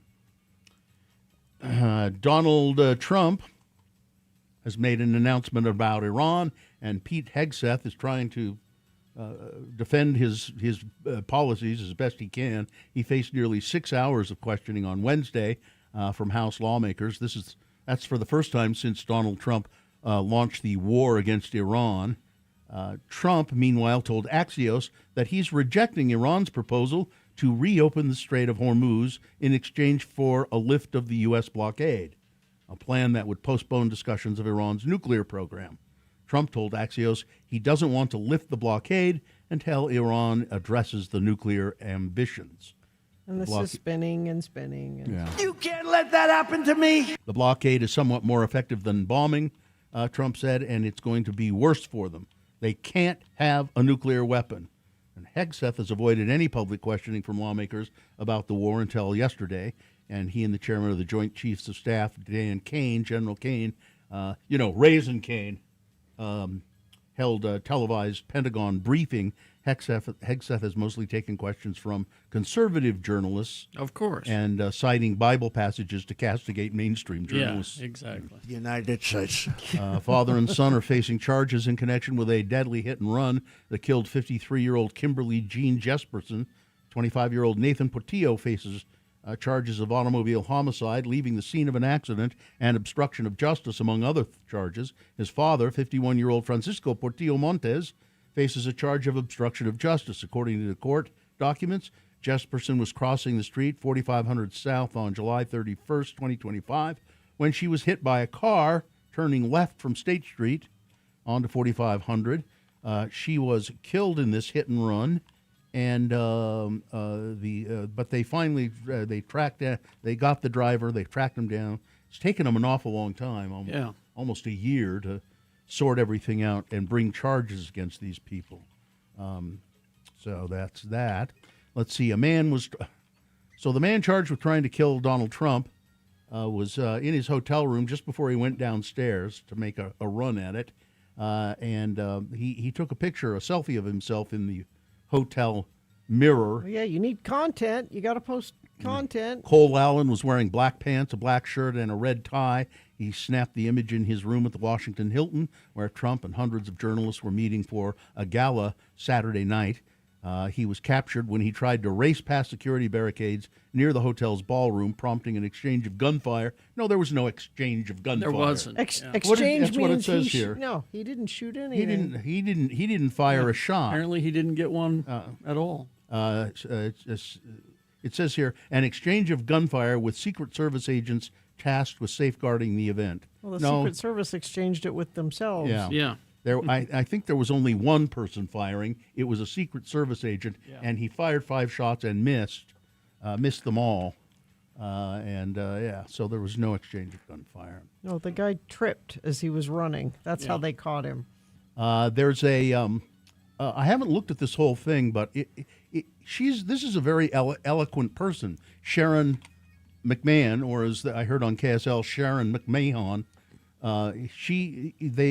Let's see, Salt Lake Tribune has published the speech that she would have given. At UVU. At UVU, had Okay. she not been sort of forced out as a Canceled. commencement speaker, Yeah. canceled as the commencement speaker.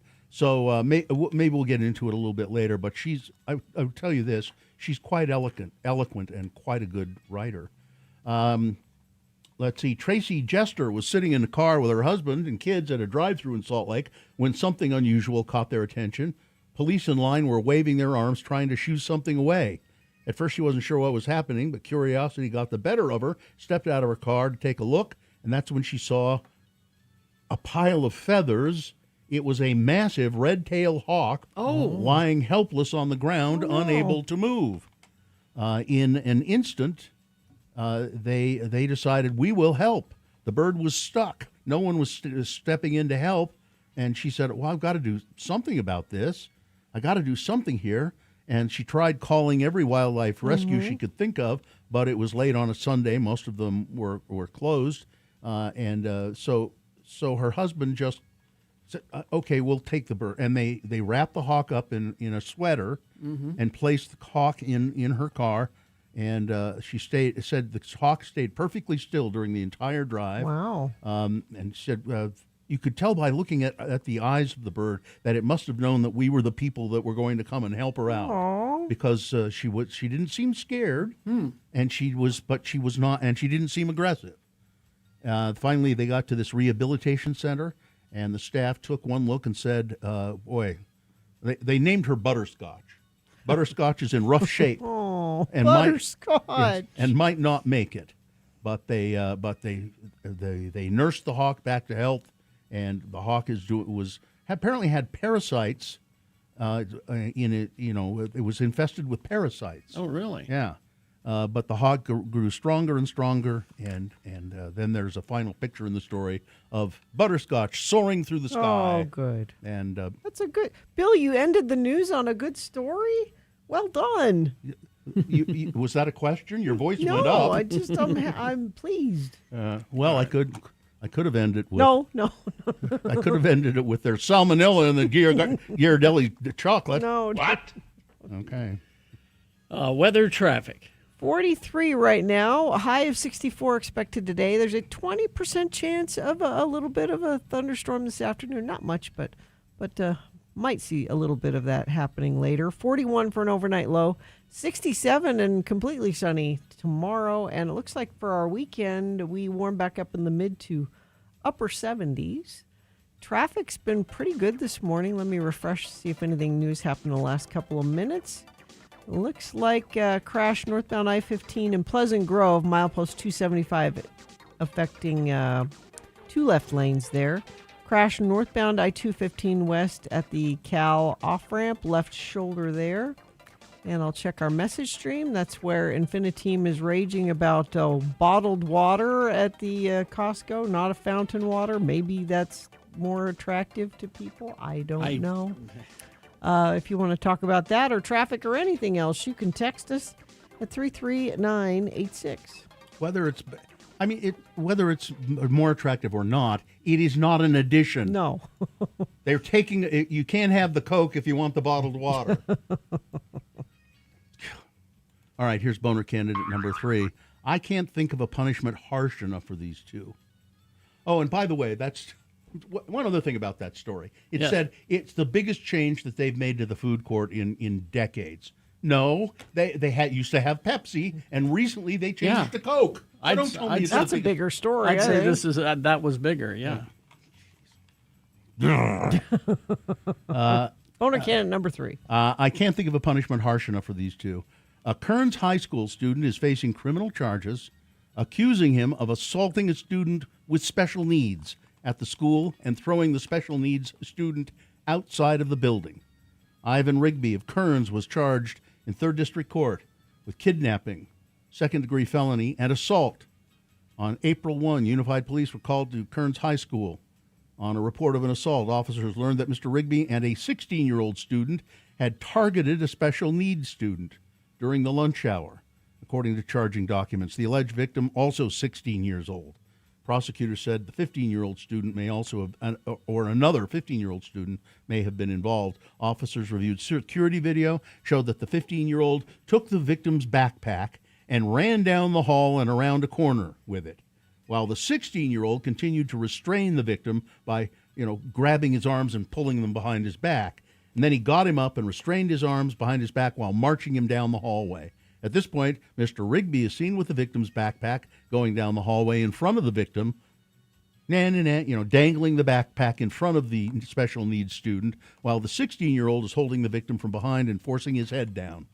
The victim is eventually made to grab his backpack, but then the 16-year-old begins marching the victim through the hallways again until they are near one of the doors to the outside of the school, and then the 16-year-old wraps his arms around the victim, and then finally they throw him down and throw him outside. And this kid, special needs student, is crying out for help. Oh, jeez. They throw him to the ground. Little turds. Yeah. Take his backpack, taunt him with it. So because the one kid is 18, he's being criminal That's charges right. there. Yeah, the others are they're not being mentioned or named because they're underage. Taunting this special needs student. I mean, just boner candidate number 3. I can't think of a punishment harsh enough for them. All right. I really can't. Let's review the first 2 and vote. Boner candidate number 1 is Todd Blanche, legal genius. You get the impression that these people are just not very bright. They're or not. think that we're not. Yeah, maybe. Well, I'm a lawyer. If I say this, I think it's more that. Yeah. If there was a similar 86, 46, 86, 47, somebody made that same thing several years ago during Trump's first term, and they said, well, it's the same thing. No, it's not the same. It's exactly the same thing. Boner candidate number 2, oh, come on. It was just a fun prank. Kid driving a riding lawnmower into the Target store. And boner candidate number 3, I can't think of a punishment harsh enough for these two.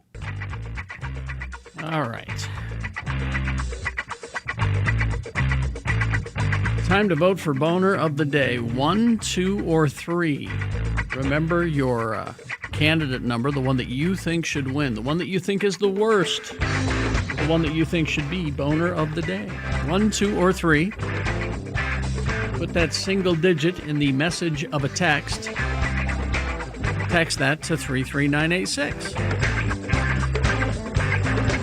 Or you can call Katie in the producer's booth, 877-602-9696. Or go online, x96.com. Look for the box that says Boners, April 30, 2026. Click and vote. If you don't see that box, refresh your browser. It'll appear. Click and vote. Okay, you got just under 4 minutes to get your vote in. Coming up at 8 o'clock, the Humane Society will be here with a puppy. Beat Gina is on the way, but right after we award the boner, Victoria with the Real Housewives update. Stand by. Vaxildan, our radio pup, finally has a sponsor. It's Zero Res, and this time of year brings a lot of dirt and things through your house, damaging your carpets. Vax says book your carpet cleaning appointment today. Not only do you get the 4th room free, but your animals will thank you with extra love. Go to zerores.com today. Now, I saw this story today. And Is that the one I was going to mention earlier? The headline is, creator of the Labradoodle calls it Frankenstein's monster. Excuse me, I'm sorry. This was my dog. His name was Tippy. Now, I know a Labradoodle. I know several. That is a lovely dog. I know several Labradoodles. Okay. Or golden doodles. That's another kind of doodle. But maybe this is a golden doodle, I know. This is the Labradoodle specifically. I'll read you this. An Australian man who created the world's first Labradoodle says he regrets creating the popular hybrid breed, claiming in a recent interview that the majority of the dogs are, quote, either crazy or have hereditary problems. Wally Conran bred the first Labradoodle, a cross between a poodle and a Labrador retriever, in 1989 for a blind woman who couldn't have a guide dog because her husband was allergic to the dog hair. Oh, I see. Okay. Fast forward 3 decades, which I didn't realize they'd been around that long, but the Labradoodle's become one of the most popular mixed breed dogs in the world, a fact that doesn't sit so well with the man who made them. I opened Pandora's box and released the Frankenstein's monster, said Conran. He fears people are overbreeding the dog, creating versions of their own, including Groodles.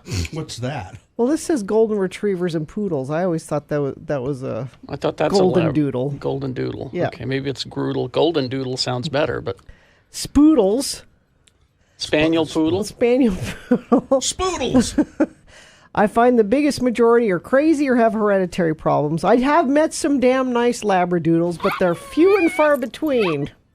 He spent 3 years trialing more than 30 poodles as guide dogs because their hair was hypoallergenic, but they didn't have the right temperament. They're damn cute dogs. They are. So I wish they would do one that tastes like cotton candy. But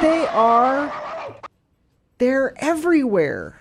They are. Well, and apparently we haven't known that they're crazy. Yeah. Well, the one I know, I don't know him well, but it belongs to Luba and Nome. His name is Leo because he looks like a lion. Is he? So I think he's a golden doodle. Maybe so. He's got floppy ears. I'm looking at pictures here. I don't know. They look sort of the same to me. But he's got that curly hair though. Well, that's the poodle. That's the oodle part of it. The oodle. That's why they do it. Is they don't shed, and usually poodles are good for people. I don't remember which one he is, but he's a very nice dog. But I want to say on the record that I don't go for the doodle. Doodle? No, I have the doodles? I have a golden retriever. I have the old school dog. I don't cotton to the mixing of oodles and doodles. Are you a racist? No, You're a racist. This is misogynist. You're a misogynist. That's what you are. You don't believe in mixing of the races. I'm a goldist. Hannah says, Labradoodles are so hyper, they chew on everything. My friend's Labradoodle chewed up a medical pill bottle, and their cat ate the pills and died. Now, See, they are crazy. Now, this Labradoodle, I guess he is, Leo, he does like to chew stuff, but they have plenty of chew toys there for him. And he's very well behaved. Ooh, I had a golden doodle and it had a lot of health issues. I had to put it down in the end. So sad. And I think part of the problem is they're overbreeding them now because they're super and you can get the minis. Oh, see, now that's more my the mini. Yeah, Lab. I like little dogs. Yeah, playing God though. Yep. Time to award Boner of the Day. And the Boner of the Day is brought to you in part by pork and green beans, sort of stir fry kind of thing. It was on rice. It was really good. Okay.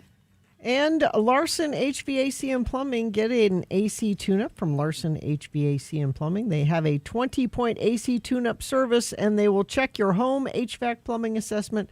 Go to larsonhvac.com/X96. Well, I expected number 3 to win handily, which it did. More than handily. Yeah, that's what's amazing. 341 votes. Good. Wow. Boner candidate number 3 is the Boner of the Day. All right, there you go. It's your Boner of the Day for today, April 30, 2026. Now qualified to be Boner of the Week. Is this sponsored, Gina? Somebody should really pay for this. Should, yes. Oh, you're going to pay. Yeah, you're going to pay for this. I'll see to it. Here she is.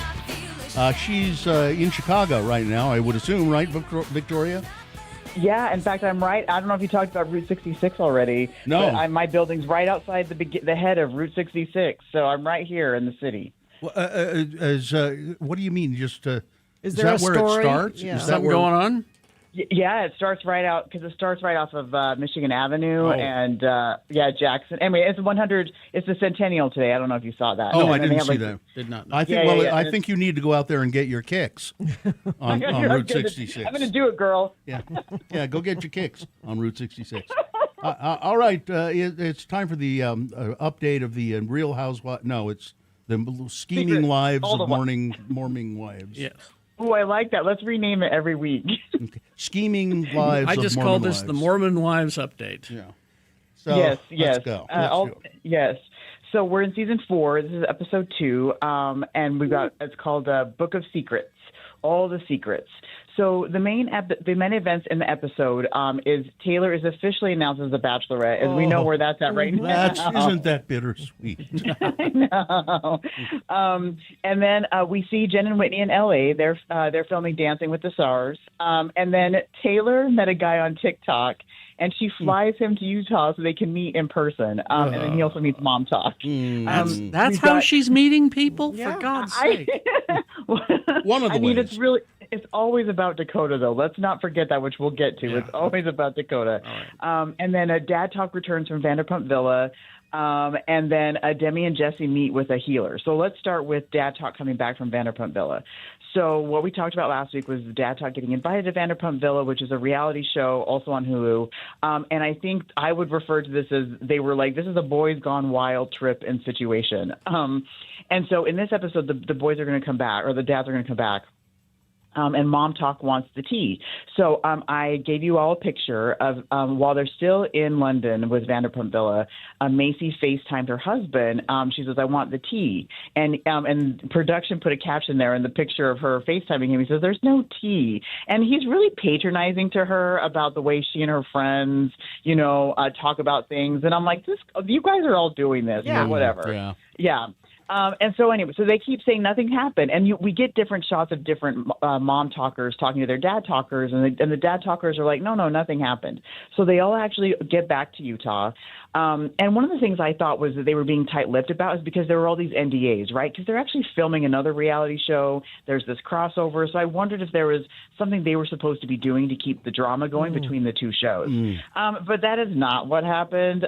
These gross dad talkers, they made a bro code pact. And so they were trying to just act like nothing happened. But finally, Jordan, who is Jesse's husband, he reveals that Dakota hooked up with at least one person. And we find out it might have been 4 people at the same time. They're all gross. They're all gross. So TBD on that. We'll get more information. And then they get together for a dinner, and all the dad talkers are mad at Jordan because they said he violated the bro code on this. So I have a picture of this. You weren't supposed to tell anything. Oh my gosh, literally what the conversation was, except with more F words. We're gonna kick you out of the club, dude. Totally what's happening. So there's this overhead shot, which I really liked, of them having dinner, and you can see them all pointing fingers at each other. What's really stupid about this, though, is Chase is the one who's the most mad at Jordan. And Jordan yelled at Chase a couple seasons ago, and so I do think there's an axe to grind here. And what Chase says to Jordan at one point, he's like, this is why your wife is sleeping at the Hyatt every 2 weeks. Bro. It's Dude. literally true Bro. and really funny. That hurts. And then Jordan says, well, this is why people don't like Chase. Bro. So anyway, dude. And dude, bro. It's like they were there. Bro. Dude. Bro. I think bros are everywhere all the time. Yep. And so, but I actually was really entertained by this. But the thing I kept thinking and yelling at the TV was like, Dakota is the one that did something wrong. Why is Jordan in trouble for revealing the thing that Jordan did? And the other thing is, the reason everybody's hiding this is because of Taylor. They're not together at this point, but everybody's super worried about Taylor being upset about Dakota hooking up with other women. This is all gross and dumb. You mean Dakota the Loda? Oh, no. Dakota the Loda, man. Yes, that. And then this is all filmed, and so whatever comes out, like this, we're all going to see everything anyway. So I don't know. But on to other things. So to the guy, speaking of Taylor, to the guy that she met on TikTok, his name is Ben. He's a I think he plays music, which is the TikTok she was watching when she wanted to talk to him. And then she flies him to Utah so they can be in person, and then she introduces him to Mom Talk. And so Macy said he looks like Dakota, so I did give you a picture of this. I don't know if he literally looks like Dakota, but he definitely looks like a Loda of Dakota. Indeed, standalone mustache was the giveaway. Coolest dash, oh my dude. God! I know. Bro. And then they ask him what he. Stop, Bill. She can't get through. Oh, sorry. No, I like it. And so then they ask him what he does for the Mom Talkers ask him what he does, and he can't really answer that question. So we know Taylor's going to move on. I'm to a grifter. What you mean? He doesn't know what he does? I can't say. I can't say. I'm a grifter. He said something about programs, something, and I'm like, oh, he's full of it. And then he said he got fired. Do any of these people have legitimate jobs? Actually, probably not, because they're all trying to be on reality TV. Their job is TV. Yeah. Okay. Also, we actually correct all of this. It's bruh. It's not bro. It's bruh. Bruh. Hey, bruh. Bruh. Bruh. And then the last thing that I wanted to touch base on was Jesse and Demi. So they're trying to reconcile.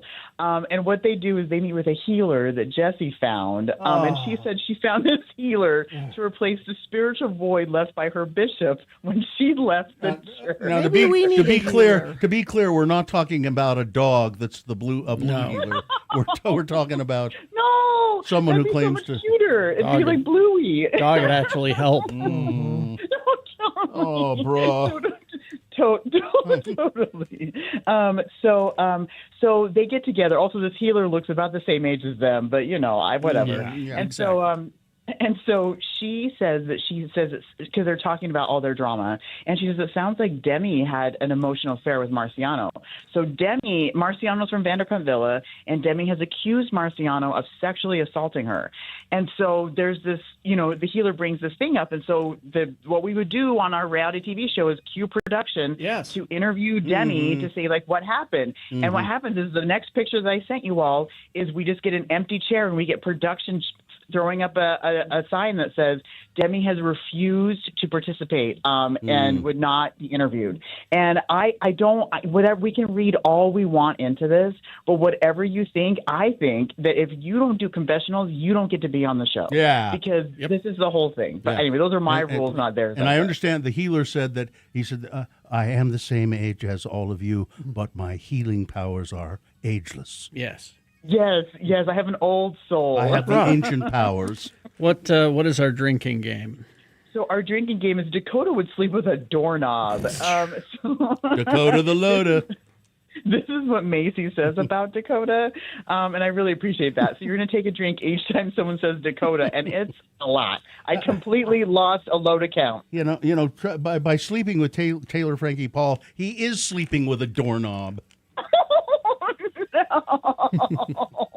I mean, if you can't get past the loaded Dakota, you are a doorknob. Oh, God. All right, Victoria. I'm glad, I really did enjoy this episode. I'm glad you're having fun. I am. It's my core value is to have fun. I'm glad you're having fun while your soul is slowly dying. She's doing us a service, Bill. We're grateful that she watches so we don't have to. Thank you, Victoria. Thank you. Thanks, all right, guys. what's your Instagram and all that? Follow me on Instagram at Judgy Empath. All right, thank you. All right, talk to you soon. Bye. Okay. Traffic. Crash eastbound I-80. This is up in Summit County at milepost 146, the US 40 off-ramp there. Crash northbound I-15 milepost 275 in Pleasant Grove. 2 left lanes affected there. And whatever you're seeing on the roads, you can always text us and share it with us. 33986 is where you do that. Looking for something to do this weekend at Tracy Aviary, you can feed lorikeets, catch a bird show, see ambassador birds up close, check out more than 300 amazing birds. Plan your visit at tracyaviary.org. All right, KXRK Provo. We're going to take a short break, and after this, the Humane Society is here with a puppy. Cute one. on the way. Stand by for that. Beat Gina coming up as well, all on the way. Radio for...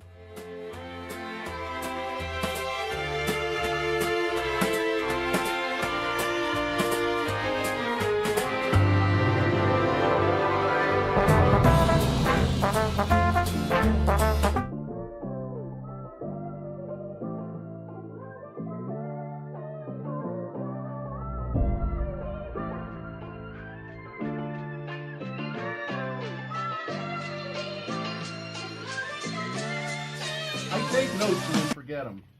You take notes? Okay, here we go. So when Bill Frost comes in and recommends TV shows, I try to check some of them out, and I thought I would watch The Big Brunch, hosted by Dan Levy. It's a it's a cooking competition where it's horrible. Really? What's wrong with it? It's just awful. The people on it are awful. The way it's set up is awful. He's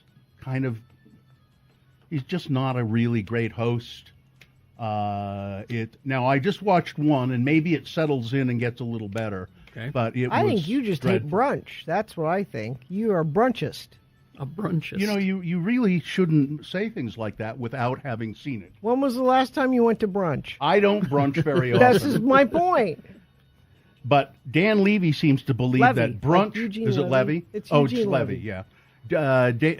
Dan Levy seems to believe that brunch can solve all your problems. Well, I don't disagree with him.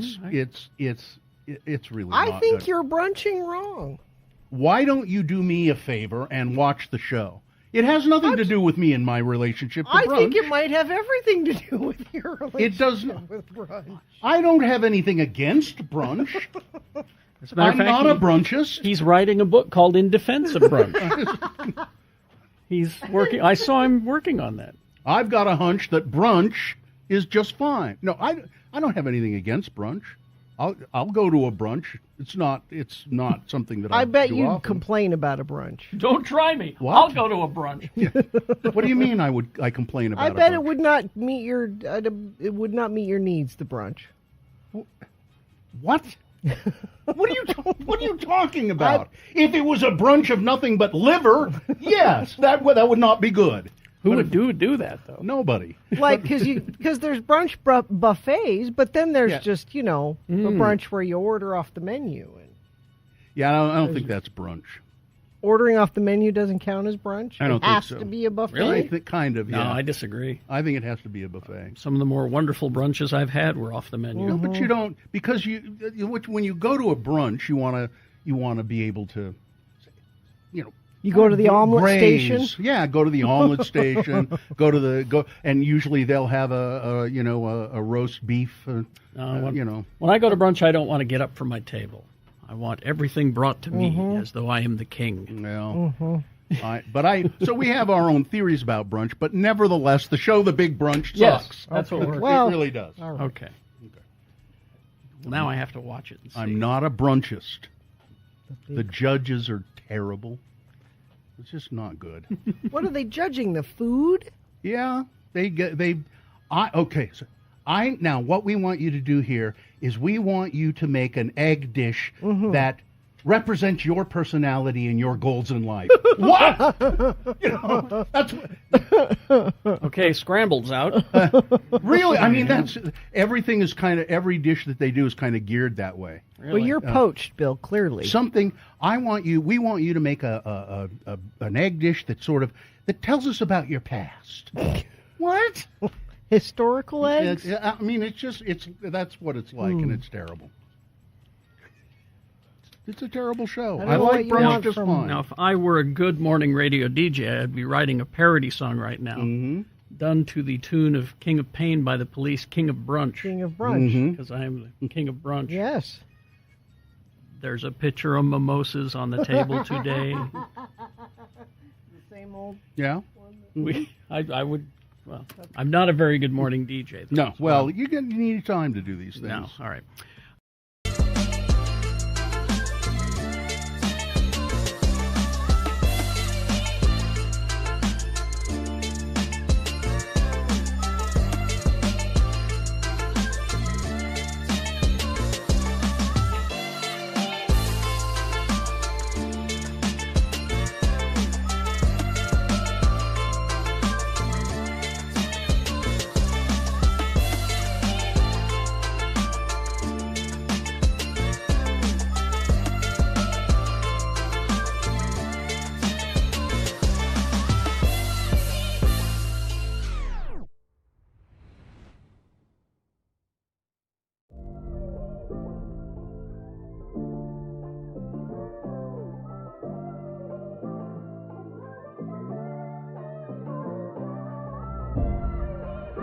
Tiger in Morgan who said, is there a puppy in the studio? Do I have to come down from Morgan and adopt this puppy? Yes, you should. You do. I don't. Is Lulu a puppy? Not really a puppy.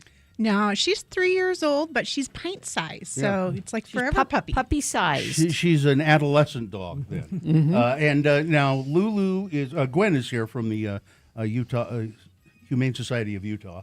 And, it's utahhumane.org. That's where your mind was going. Yeah, utahhumane.org. And if you go to x96.com/live, you can see Lulu. Lulu is, there's some pit bull in there. Yeah, she's definitely a bully breed for sure. Only a DNA test would tell us exactly what she is.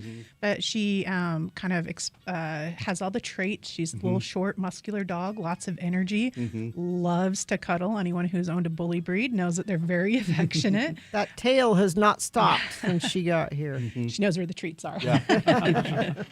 And really beautiful markings on Lulu. So she's a mature dog. Somebody turned her in, or she was a stray, or.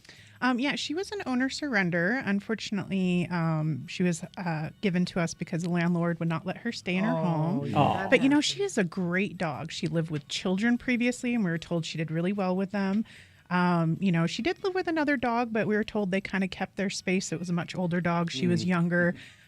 She does tend to get a little nervous at the shelter around other dogs, but that's not uncommon. And then she also was crate trained, and she knows a few tricks. She knows how to sit. She knows how to lay down.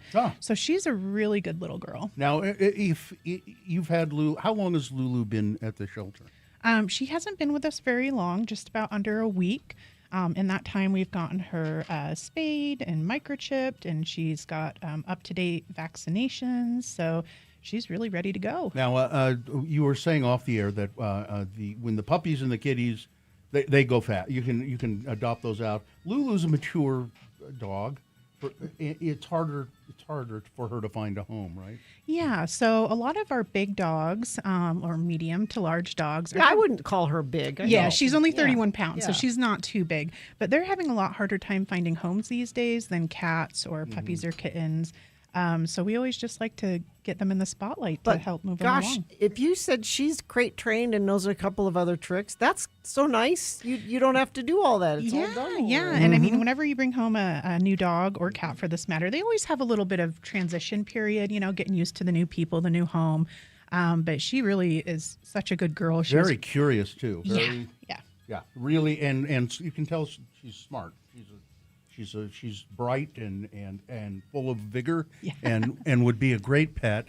And just, I wish I could have a dog. You can, so you can see her at x96.com/live. You can also go to utahhumane.org, and actually there's pictures there of some of the animals that are available for adoption now, and I see Lulu's on there, among others. Now you were telling us of course the Humane Society depends on donations. That's how it gets done. Yep. And so there's a day of giving coming up. Is that right? Yeah. So today is actually Utah Gives. Oh, it is today. Yeah, today. And it's a statewide day of giving for Utah nonprofits. You can go to utahgives.org. And if you want to see our profile, that's /HSU. You can choose any of your favorite nonprofits to give to. So there's lots of them out there, from wildlife to... No, there's only the Humane Society of Utah. That's really the only one. Exactly. Well, and Bill, to your point of you saying, I wish I could have a dog. Well, maybe you can't, but maybe you want to help. This is a way you can help if you can't adopt. Yeah. So any amount helps. You could do $5, you could do $20, whatever you have laying around that you want to help out. And there's actually prize money for the different nonprofits and the categories. So, even just donating helps us win a chance to win additional money. So jump on there and check it out. And all that money goes to good use at the Humane Society of Utah. We care for nearly 9,000 animals each year. So how many pets do you have in shelter right now? Do you know? Ooh, I didn't check this morning, but on average, we usually have around anywhere from like 80 to 120. Just kind of depends on the time of year.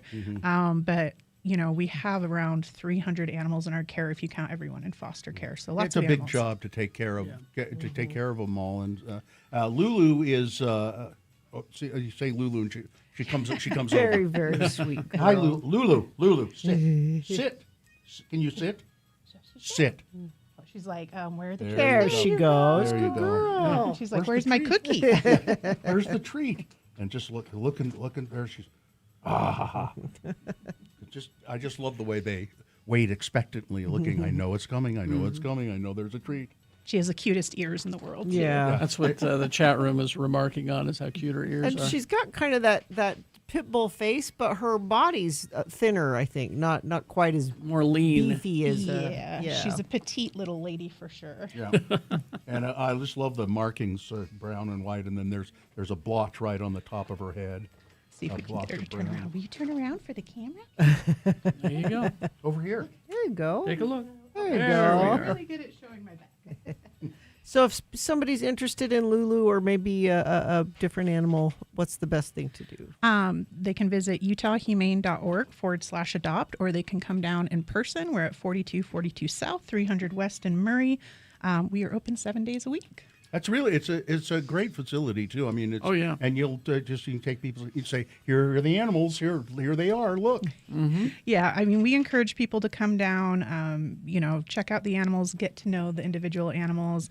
And if you're ready to take one home, great. And if not, maybe you can find out other ways to get involved with us. Or you could come down and say, let's see how Lulu and I get along. And there's a big grassy area out there. You can go out with a leash and just kind of mess around and see how you and Lulu get along. Yeah, definitely. We have outdoor pens where you can let them off leash and run around.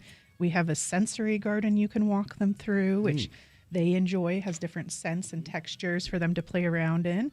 So all sorts of stuff for you to do when you come visit the Humane Society. All right. Well, thank you. I don't have a Thanks treat. for having us. I don't have a treat.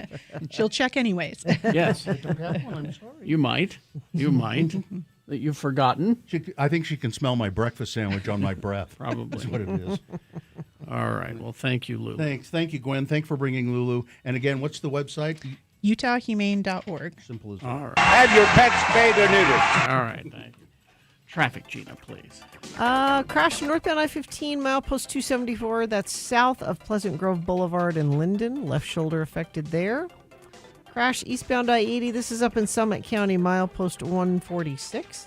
Had a pretty good commute this morning. Not much to tell you about, and nobody sent anything in via text, but you certainly can if you see something. We appreciate it when you do. 33986 is where you do that. See the world's best Supercross riders go head-to-head at the 2026 Monster Energy Supercross Championship May 9th at Rice-Eccles Stadium. You can get more information about that at x96.com. All right. Beat Gina coming up after these messages and a song. It's an easy game to play. It's multiple choice pop culture trivia. All you have to do is play the game to get the prize. What is our prize today? Well, it's that Supercross tickets, that what I was just telling you about. Supercross tickets, 877-602-9696. That's the number to call to get those tickets and endure a game of Beat Gina. Coming up after these messages and a song, 877-602-9696. Hey, this is Valerie.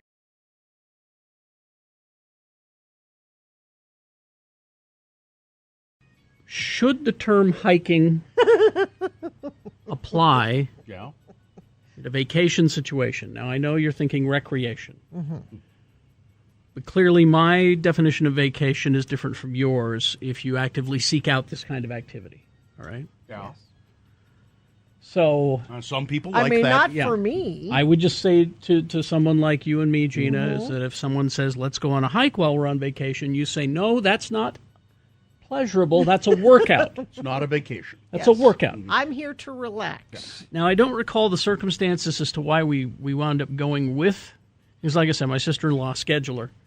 So she wanted the girls to see this hike to a waterfall. That's one of the things. Waimea? No, it's Monoma. I sent the picture to Katie. Hopefully she can get it fast enough. I want to say Monoma, but it's we get there, and my brother-in-law looks at the sign, Manoa Falls. Yes, Manoa Falls Trail, and he looks at the sign. He says it's only like 1/8 of a mile. That's not bad. I said, well, yes, but let's also keep in mind the heat, the humidity, and it's uphill. Yes. So that kind of negates everything. And there's air conditioning in the car. Yes, that's right here. A cool breeze at the beach. But I just, You went. It was muddy and just the worst. And so we wound up going. Yes, we went. How long did you have to slog before you got to the falls? I didn't keep track of the time. It really was only an eighth of a mile, but it was uphill and on some of the rockiest terrain that I've experienced and muddy. And I was just like, these dark clouds overhead, I can tell right now that if it rains, we're going to get washed down the trail. So anyway, we make it to the top of the trail. And, after stopping several times on the way up. We make it to the top of the trail. And I kept saying on the way up, I said, boy, this better be spectacular. And we get up there, and it's pretty. It's nice.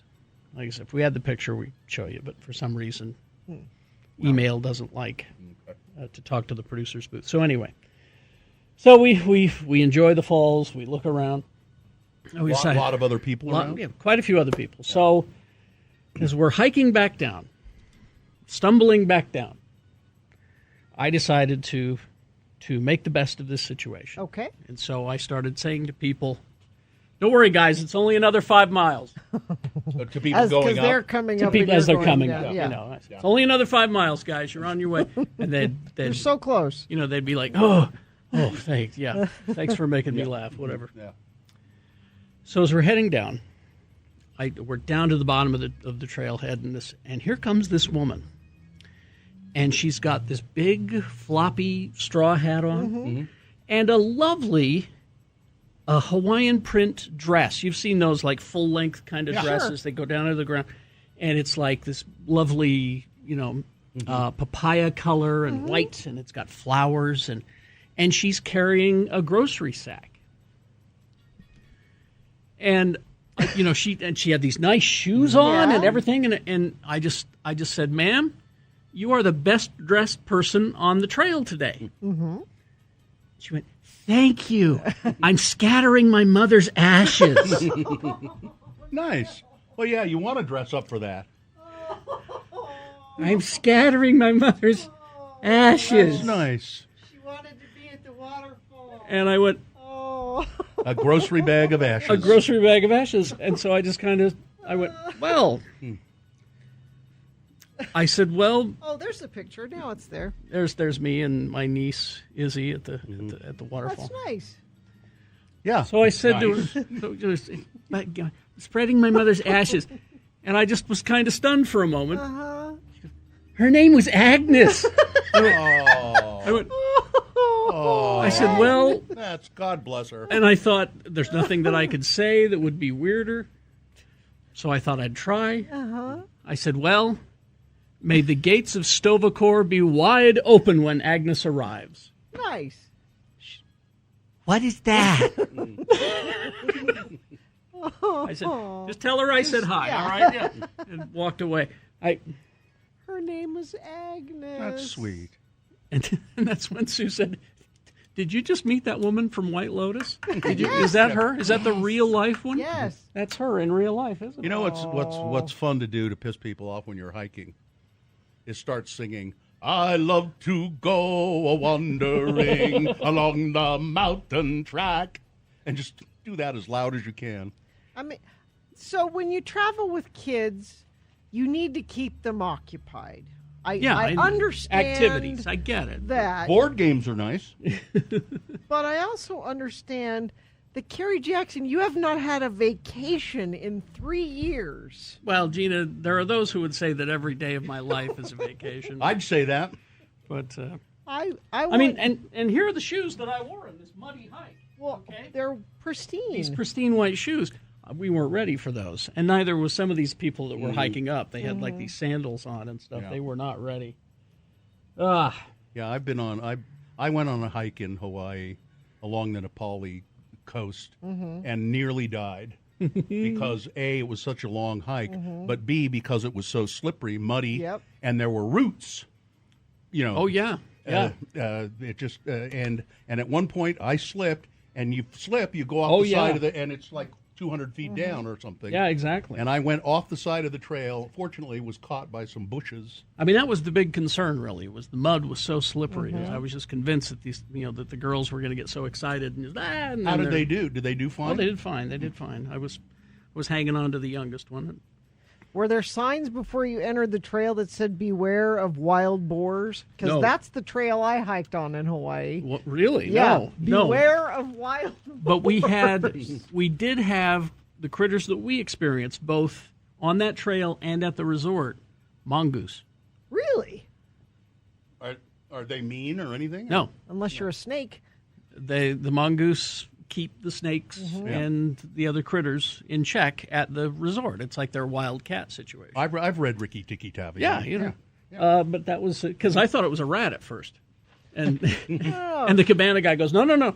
We like those. Those are good. That's a good guy. That's the mongoose. That's a Okay. good thing. All right. Vaxeldan, our radio pup, finally has a sponsor. It's Zero Res, and this time of year brings a lot of dirt and things through your house, damaging your carpets. Vax says book your carpet cleaning appointment today. Not only do you get the 4th room free, but your animals will thank you with extra love. Go to zerores.com today. Stay or go. If you go, there will be trouble. If you stay, you'll enjoy Beat Gina. I'm your announcer, Johnny Ola. If you can talk, you can play the magic magic nose flute. Oh, sweet musical tones, easily played. The magic nose flute is a very novel style of musical instrument, different from almost any other.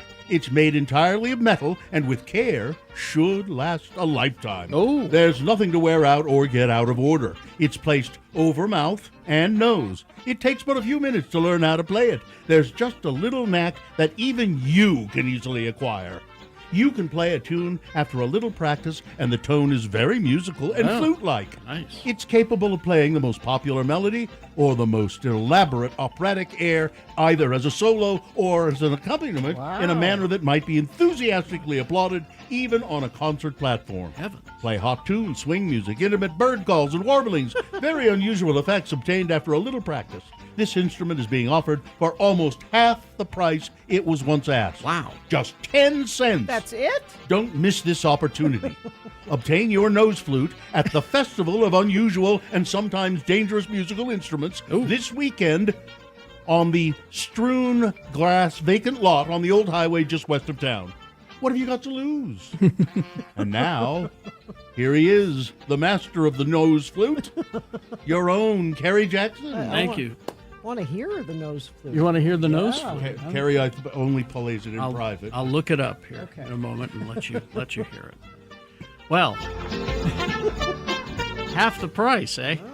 As you can get it at the Festival of Unusual and Sometimes Dangerous Musical Instruments. It's this weekend only, though. Okay. The festival is Saturday and Sunday. You know, it's in that weed-strewn vacant lot. Yes. On the old highway just west of town. I know right where it is. Okay. Right next to the Silver Bullet. Exactly.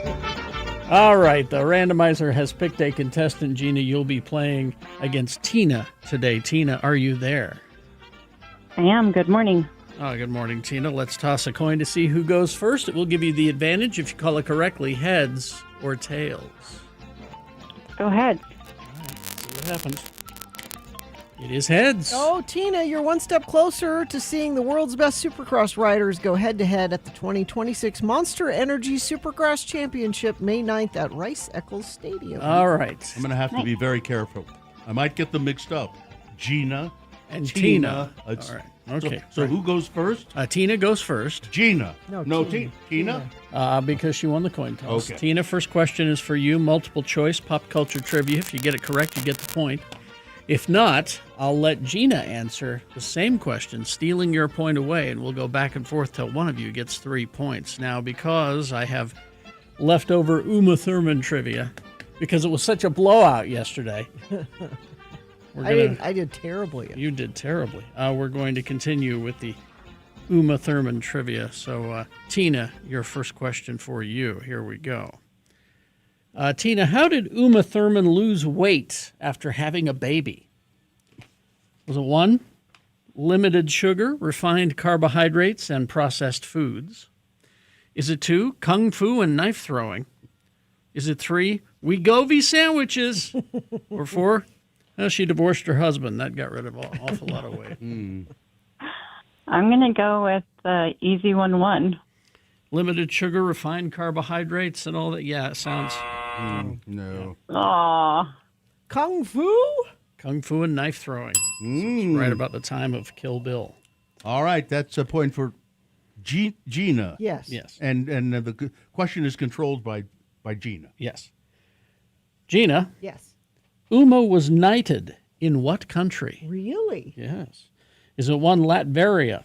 Is it 2, Wakanda? Is it 3, England? Or 4, France? Are you knighted in France? Did they do knights in France?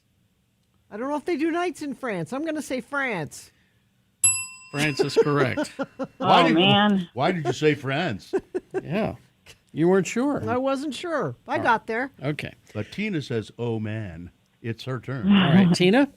Which of these popular bands has a song named after Uma Thurman? Is it 1, Fall Out Boy? Is it 2, Imagine Dragons? Is it 3, Diabetes Balloon? Or 4, Layover Diarrhea? It is Fall Out Boy. It is Fall Out Boy. Yes, there's a point for Tina. Tina. Sorry. All right. Having difficulty with that. It's 1 to 2. So one of them has 1 and one of them has 2. It's Gina's question. Gina has 2 points. Yes. Gina, what does Uma's name mean in Polynesian? Polynesian. What does her name mean in Polynesian? Is it 1, chapstick? Is it 2, fire squid? Is it 3, kiss? Or 4, love? Let's say kiss. Kiss is correct. Well, there you go. That's the end of that. Well, boom. Gina's the winner. Sorry, Tina. You know what? It was so confusing, the whole Tina Gina thing. But maybe Gina won, maybe Tina won. I think Tina needs these Supercross tickets anyway. All right, Tina, hang on the line. Thank you.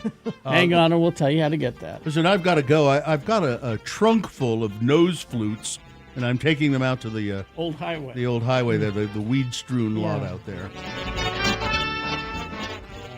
Big boy news now, brought to you by... The grim, dark future of the 41st millennium is shaking with new releases for Warhammer 40K. Protect the Imperium from large threats in a new Imperial Knight Destroyer, or serve the forces of chaos with a new Iron Warriors Combat Patrol. More available at Haster Games. And don't forget... The views expressed on X96's Radio from Hell show do not necessarily reflect the opinions of Broadway Media, its management, owners, or advertisers. This program is intended for mature audiences. Parental discretion is advised.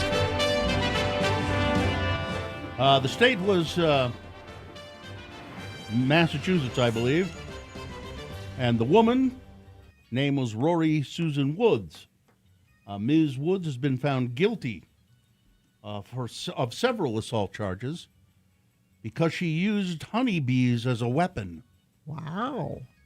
Now, Ms. Woods arrived at the Hampden County property October 12, 2022, with an SUV pulling a trailer full of beehives. Video show her breaking open the hives and flipping one off the flatbed after a physical altercation with a deputy.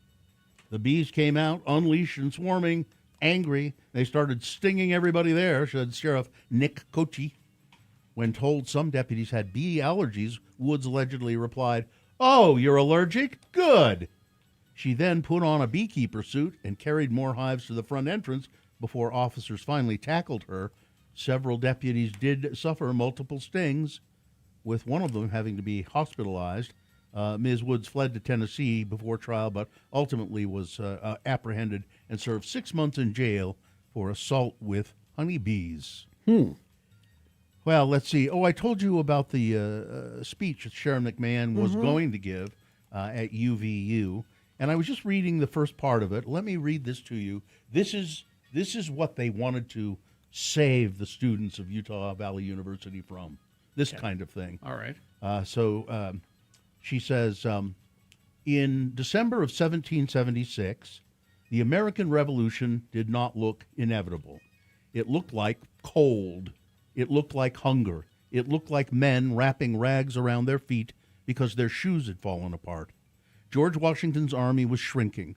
Supplies were low. People were dying from contagious illnesses. The cause that would one day be carved in marble, in that moment standing very close to failure. That's the unique thing about history. It only looks inevitable after somebody survives it. Before it becomes a chapter in a textbook, history is usually just tired people living inside uncertainty, trying to decide whether the future is still worth the trouble. Into that moment came Thomas Paine, philosopher and revolutionary. His essay, The American Crisis, was published in December 1776, just days before Washington crossed the Delaware. The story is often told that Paine's words were read aloud to Washington's troops before the crossing. Whether or not that scene happened exactly that way, the words did endure because they told the truth about that hour. These are the times that try men's souls. Not, these are the times that prove everything's going to be fine. Not, these are the times that when the courageous feel no fear. These are the times that try us.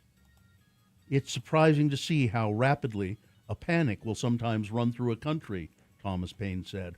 All nations and ages have been subject to them. Graduates, I will not insult you by pretending that you're entering an easy world. You're not. You're graduating into a world that can feel unbearably loud and strangely lonely at the same time, a world where trust is thin, cruelty is profitable, corruption often looks untouchable, and 1,000 voices are waiting to tell you that caring is pointless and naive.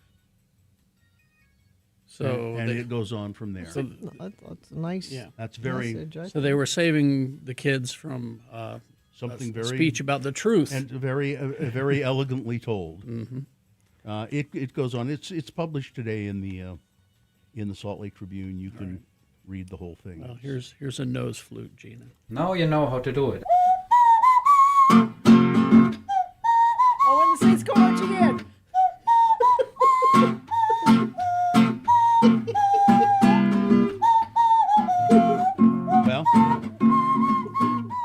Well, there you go. The lovely words of Sharon McMahon, followed by a nose flute. Yeah, there you go. Thank you. Here. This is an interesting thing here. 90 years after the Mormon meteor set a land speed record at the Bonneville Salt Flats, the historic car is returning to public view. Oh. You remember where it used to be all the time? It was parked at the Utah State Capitol in the rotunda. Oh, that's right. Right in the rotunda? Right in the rotunda. Right in your rotunda. It will be displayed at the new Museum of Utah at the State Capitol Complex. Ab Jenkins was the fastest car racer on Earth, one of the fastest places on the planet. He and his car, the Mormon Meteor, sped into history in 1936 on Utah's ancient lake bed. Jenkins and his car were driven to set one land speed record after another. The movers and shakers from across the world came to race on the Salt Flat, 100 miles west of Salt Lake, but Jenkins was among the first. And he, what was his record? He had 3 of them. He had the Mormon Meteor 1, 2, and 3. They had airplane engines in them. Oh. And he was credited with setting the most speed records, including a grueling 24-hour run at 161 miles per hour in 1940. So the Mormon Meteor, it'll be back up at the Capitol. That's where I saw it years ago. I think when I was a Cub Scout or something. I don't think I've seen it since then. And it has been out of the Capitol for quite some time. But now that they're getting the remodeling done, and it's really a cool looking car.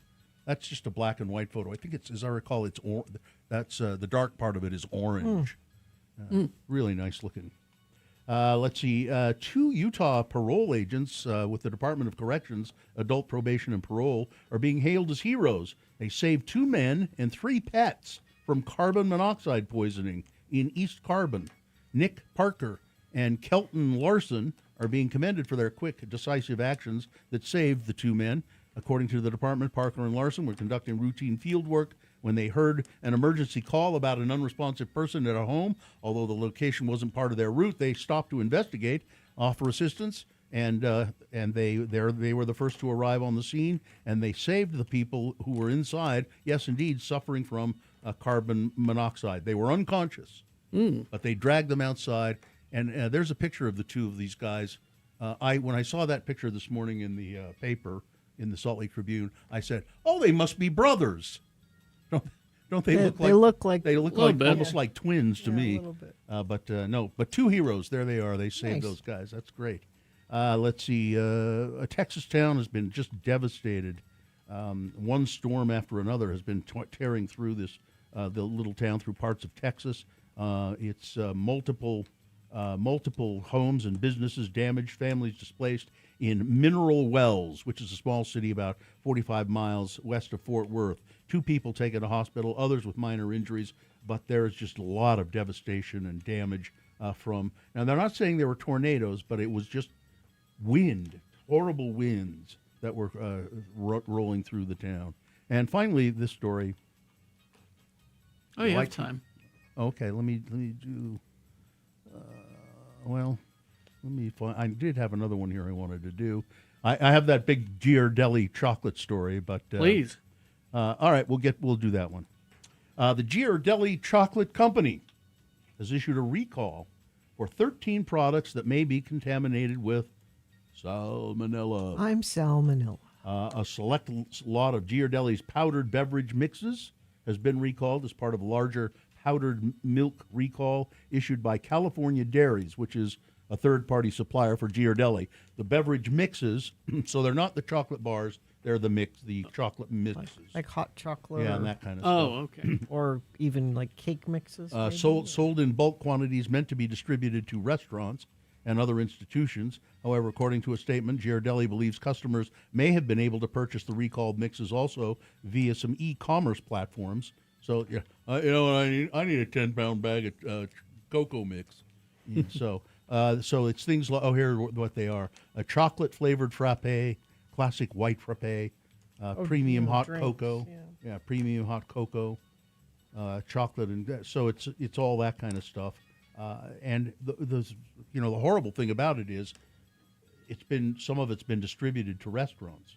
Now I don't know, hopefully it will have no effect, but restaurants will be serving that stuff, and people could get sick. And does it really matter which direction you face when you're in the shower? Which direction? Yes. Do you stand with your face toward the water coming down, or do you Well, it have your depends back? on which part I'm soaping. That I do both. Well, give us a good, like give us a really detailed word picture of this, will you? Yeah. I don't just stand one way in the shower. But mostly, you rotate Yeah, around. but mostly you start out a certain way, and it's sort of your sort of return to spot. Primarily facing the water. Facing. I think I primarily with my back to the water. I think that's. So is there a right way or a wrong way? Actually, I'm usually sitting down as well. So there's a bench in the shower, so I sit down, and then it. There are pros and cons. Okay, let's hear them. From a hygiene standpoint, facing toward or away from the shower water doesn't significantly impact how clean you get, as long as you're properly washing and rinsing, all those areas. Cleanliness depends much more on technique, including adequate lathering. Yes. Complete rinsing, rather than body orientation. But some dermatologists say the best thing to do is face the water. Oh, good. I'm doing that right. Yeah. But then we have the kind of thing where you can detach, like the handheld thing, and then you can, You can have all kinds of fun with that. All the places. Yeah. Yeah. You can really get them, too. Those hard to reach areas. Yeah, Yeah. And you can make it so it vibrates. The water pulses, Bill. It's a pulse. Yeah, pulses. That's what I meant. Pulses. So, but facing the water, some say it helps prevent shampoo and cleanser from running into your eyes. Yeah. So if you're washing your hair. Okay. So this is a very important stuff. I'm going to say this is shower class 101, basically. Some people, it says here, this is a long article. So some people naturally alternate the direction they face. Well, that's what I'm saying. In the shower. If you're washing, you have to alternate. How do you... Actually, I don't. I just sit there. But how do you rinse your back I lean forward. He doesn't. You lean forward? Yeah, I lean forward. No, I just bend at the waist and lean forward Answers a lot of questions. after I've soaped used the brush. You use the brush on my back. What about your bum? What about it? Listen. You're sitting down. Hey, come on. Come on. Okay, if you really want to know, if this is important information, is it the brush again? So when I get when I get into the shower, I am facing away from the water, and that's when the bum gets it. You start with the bum. Yes. The bum is the left. No, and then I sit down. Supposed to work your way down? Yeah. No, and then I sit down. Okay. And so the bum's already done. All right. Okay. Then I sit down. Okay. Then I usually do the start with the hair. Okay. Okay. Okay. Sports weather traffic. Glad we cleared that up. Utah Mammoth will play with their backs against the wall. No, you face your feet. You face your foe as they face elimination on Friday night after dropping Game 5 to the Vegas Golden Knights. If your back is against the wall, you are facing. Is it a rag on a stick, though? No. Sorry, back to the okay. Overtime not our friend with the Mammoth. So let's try to get it done in regulation, folks. Tomorrow, Tusk's up at 8 p.m. In the NBA playoffs, you had the Rockets over the Lakers. LA leads that series 3-2. Pistons over the Magic. Orlando 3-2 leading that series. 125-120 for the Cavaliers and Raptors. Cleveland leads that series 3-2. Let's see. Salt Lake Bees. They did not have the Utah Dirty Sodas. Yeah. Did not do well against the Sacramento dreaded River Cats last night, 17-7. I predict we keep playing around with this dirty soda concept. They're not going to win a single game as the dirty sodas. Fun night tonight, though. Bark in the Park. You can take your pup to the baseball game tonight. That's at 6:30.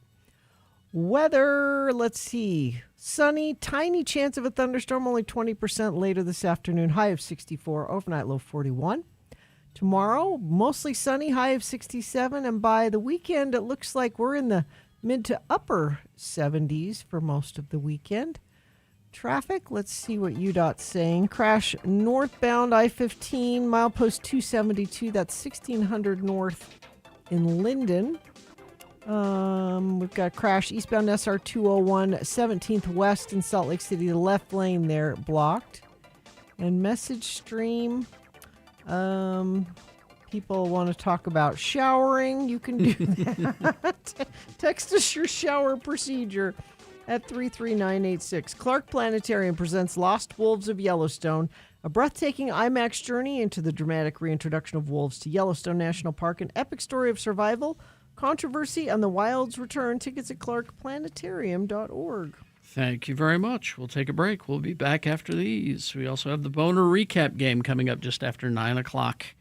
And if my schedule is correct, we got a band in the studio coming up at 9:30. Blind Love will be here. Stand by. So you know when your mom used to cut out little articles in the newspaper? Well, my grandmother did this.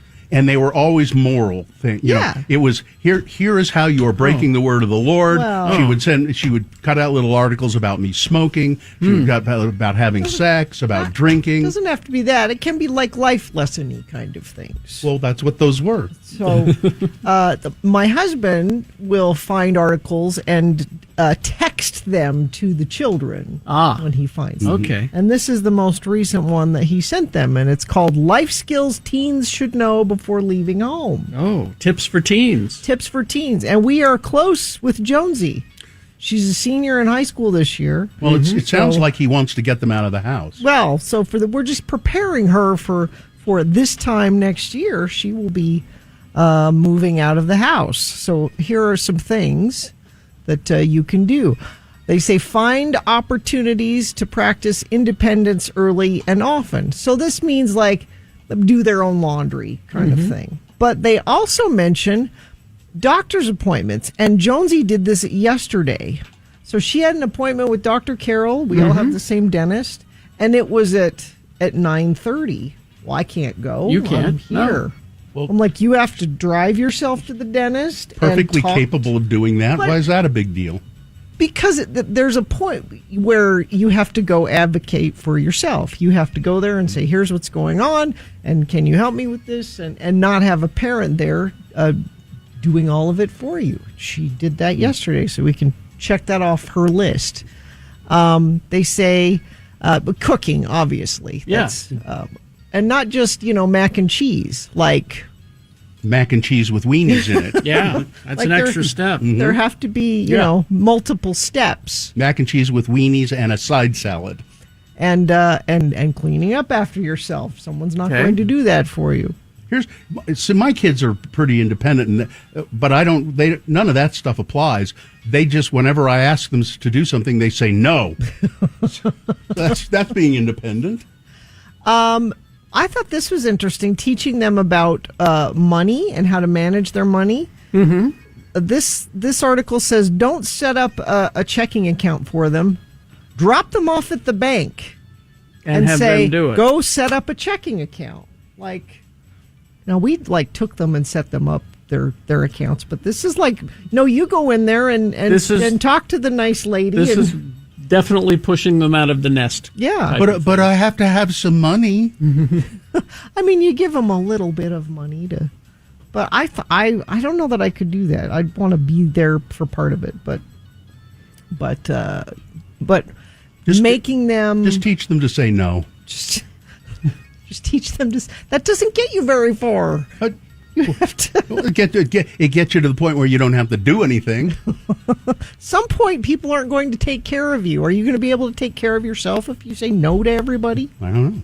And it's okay to get them a credit card to start them building their credit before they move out of the house. That could be kind of dangerous. It could be. But if you can get credit cards that have very low limits, so you're not going to get into trouble. Oh, I see. Okay. Like you have $100 limit on this credit I'm going to start them out with gift cards. Here, this is for Bed Bath & Beyond. Do you know how many gift cards? My kids, pivoting to that, they don't get gift cards. They don't? They both have gotten You mean them. they don't understand them? Not that they don't understand them. They forget to use them. Yeah.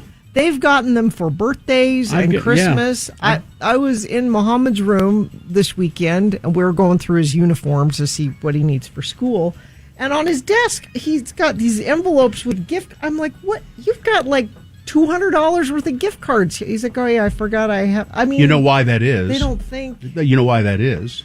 Because you already give them everything they need. I mean, they don't need to use a gift card. They already have everything. Is there a service where you could just take your gift cards and get money for them? No, because I've asked at the bank. I've had a Visa gift card that's just a cash card. It's not for a store. They won't cash it out. That would be great. Because adults do that too, I think. I have gift cards in my wallet that I've had for I don't know how long. I don't remember the last time I got a gift card. Well, if you stop saying no to people so often. I don't want them. I don't want them. So are your kids ready for all this? Is she ready to go be on her own? I think she could move out tomorrow and handle it. You think? Yeah.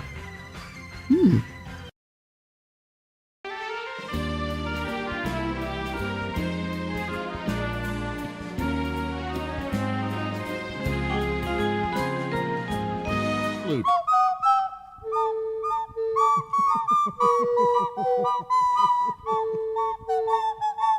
It's a band. It's 4 of them. God only knows? Yep. I don't get that. No, I don't hear it. There it is, right there. There you go. So I know we got a morsel of murder here, but yes. So periodically I come downstairs early in the morning and there's something weird in my house. It happens from time to time. Happened again. Sitting by my fireplace. Well, is that a life size? That is a life size. I guess it's a mannequin. It is posable. It's a dummy. It's completely white. You can see it at x96.com/live. I texted the picture to Katie the other night, and she went, "What the?" That's all her return text says. What the? That's so. Yeah, there it is. Now it has a name. Oh, it's been named Orange Poppy Seed Cake.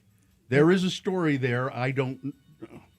It's named after another mannequin that's no longer with us. Is it still there? Yes.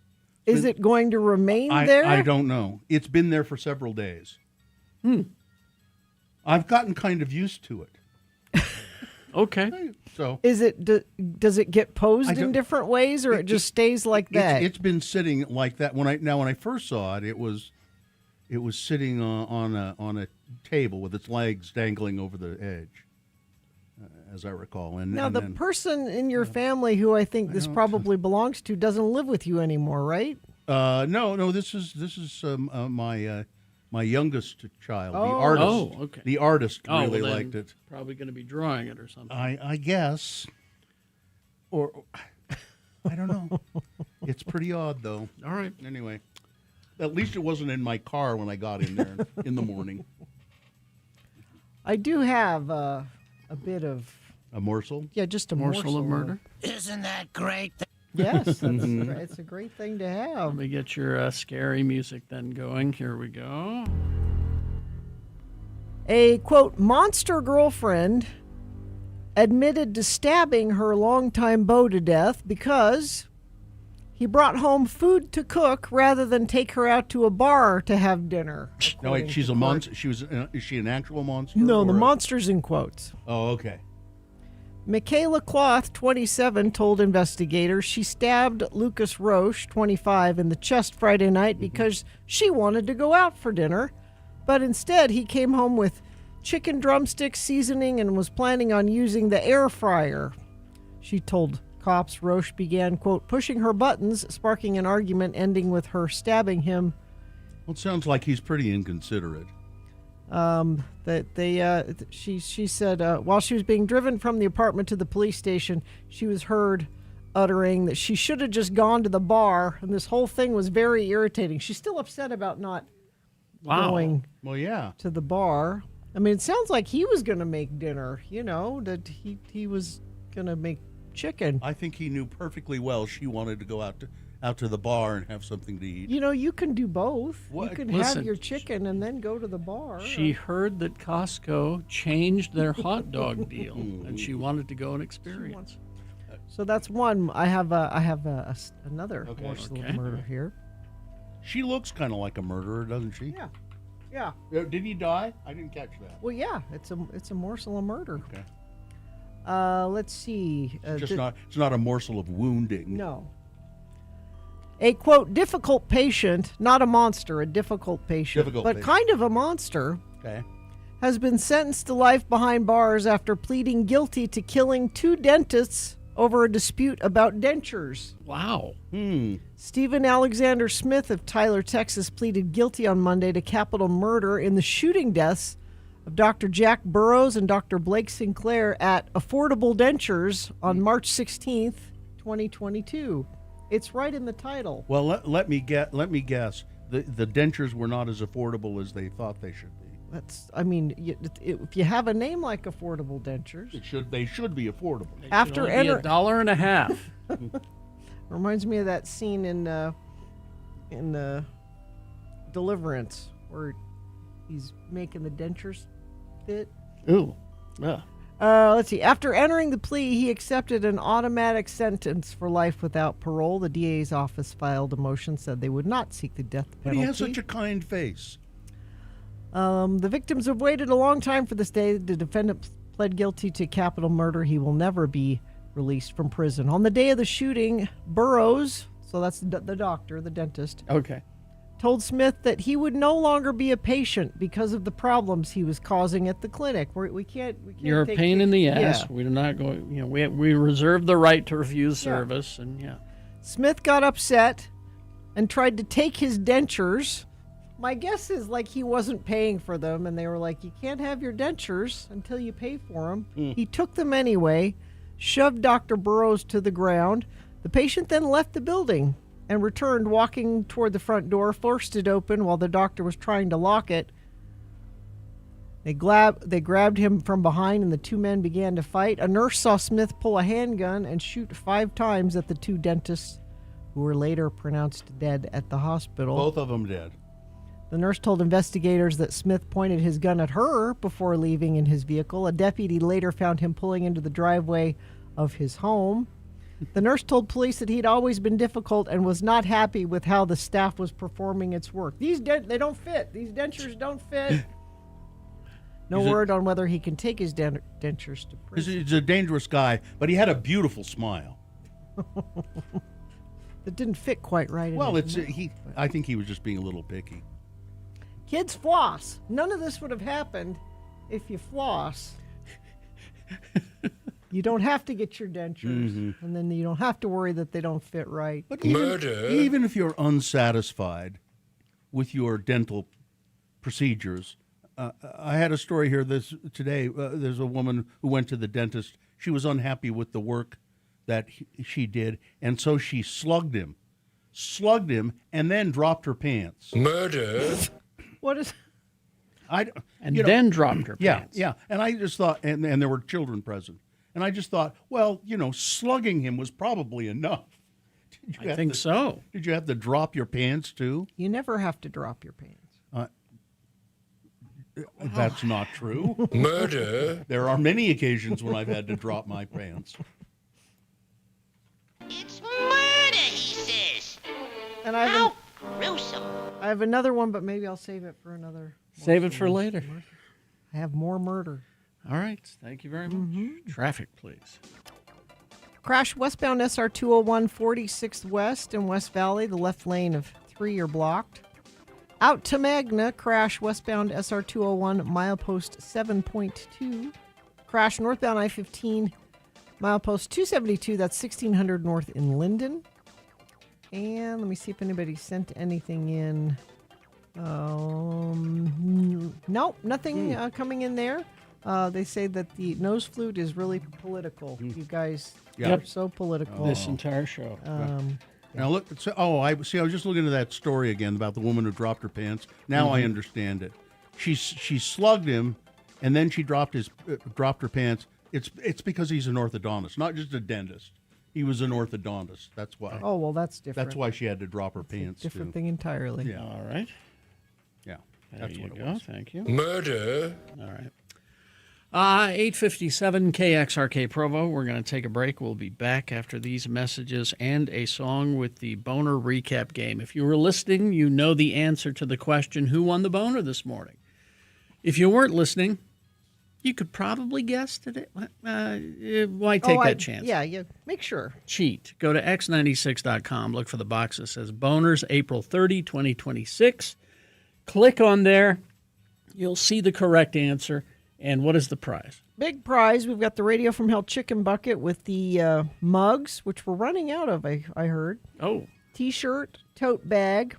Harmon said, that's crazy. You don't have a chicken in that chicken bucket. We'll give you a gift certificate to come get a Harmon's rotisserie chicken. And our friends at Larson HVAC and Plumbing want to give you a free AC tune-up, a $96 value. All right, so you're going to get the chicken bucket with all those prizes inside. And all you got to do is call us and tell us who won the boner this morning. 877-602-9696 is the number to call to play the boner recap game. All right. Oh, Huntsman Mental Health. Oh, yes. Listen, the Huntsman family, they really are, they want to help in the community, and they have been just great philanthropists. And now they're celebrating mental health. When a person makes an effort to care for their health, their mental health, caring for your brain, your mind is the only thing that can make you a stronger person. Huntsman Mental Health Foundation, they're transforming the way that we care for mental health. They're funding groundbreaking research and expanding access to treatment and support programs that serve people of all ages. They have this beautiful new walk-in facility that's just incredible.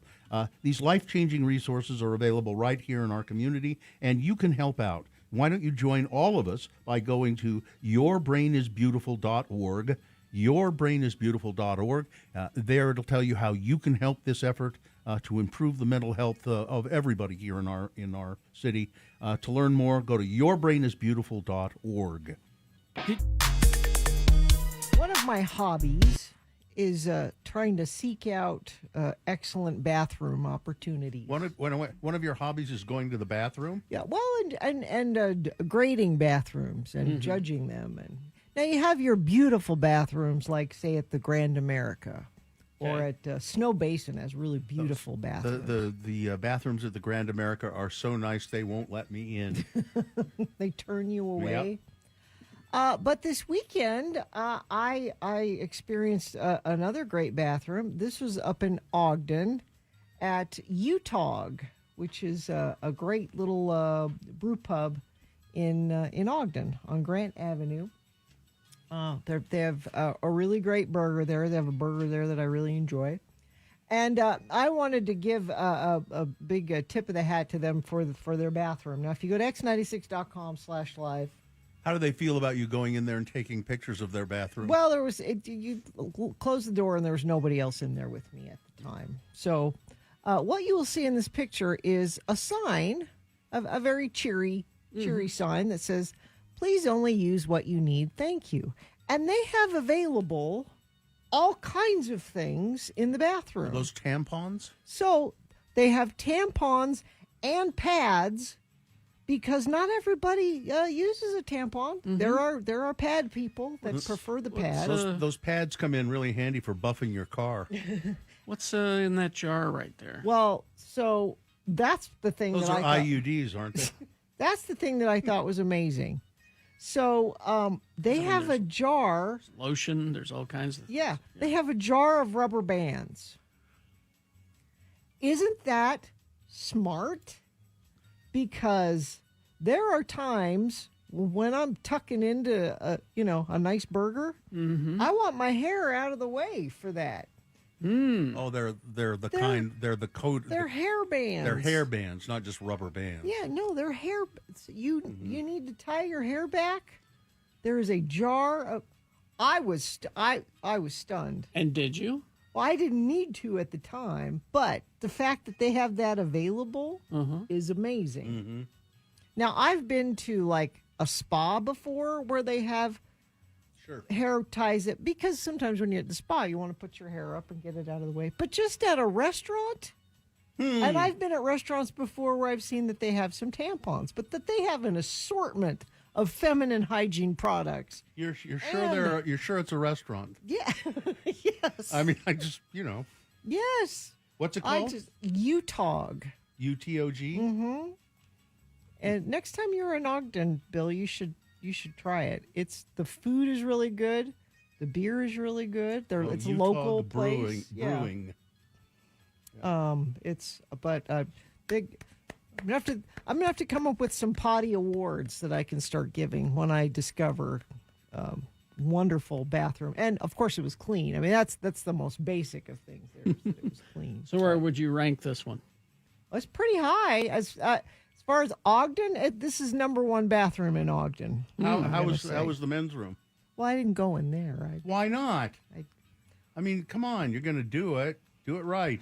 Actually, now that you're saying that, I should have asked my husband to go in, because I am wondering what the offerings are in the men's room. Perhaps there are other... Like a razor? Yeah, maybe. Cotton swabs? Maybe. Nose hair trimmer? Yeah. Condoms?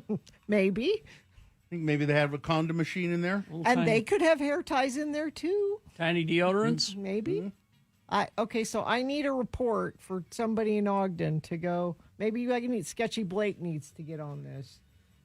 He is a true investigator. That's true, and he's up that way anyway. So I need you to go to the men's room at Utog and tell me what the offerings are. I've had this beer. I know, but I don't recognize where this. It's Grant. It's like right behind where the mall used to be, if that makes any sense. Yeah. Okay.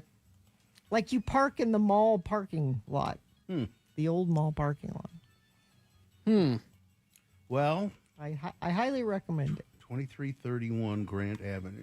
You know what's also right across the street is the big mural of Joe McQueen. Oh, yeah. Oh, really? Well, you should have got a picture of that. It's beautiful, yeah. It's a good spot. I'm looking at the their website. It doesn't say anything about their bathroom. They should highlight it. Well, I then mean, I don't think they want people just coming in off the street to use the bathroom. I think you need to patronize where's them. the best bathroom down here in Salt Lake area? Oh, it's the Grand America. Grand America? Yeah. You got full length doors, top to bottom doors. That's the one they won't let me in. Mm-hmm. I start to go in and they say, "No, sorry, sir, sorry."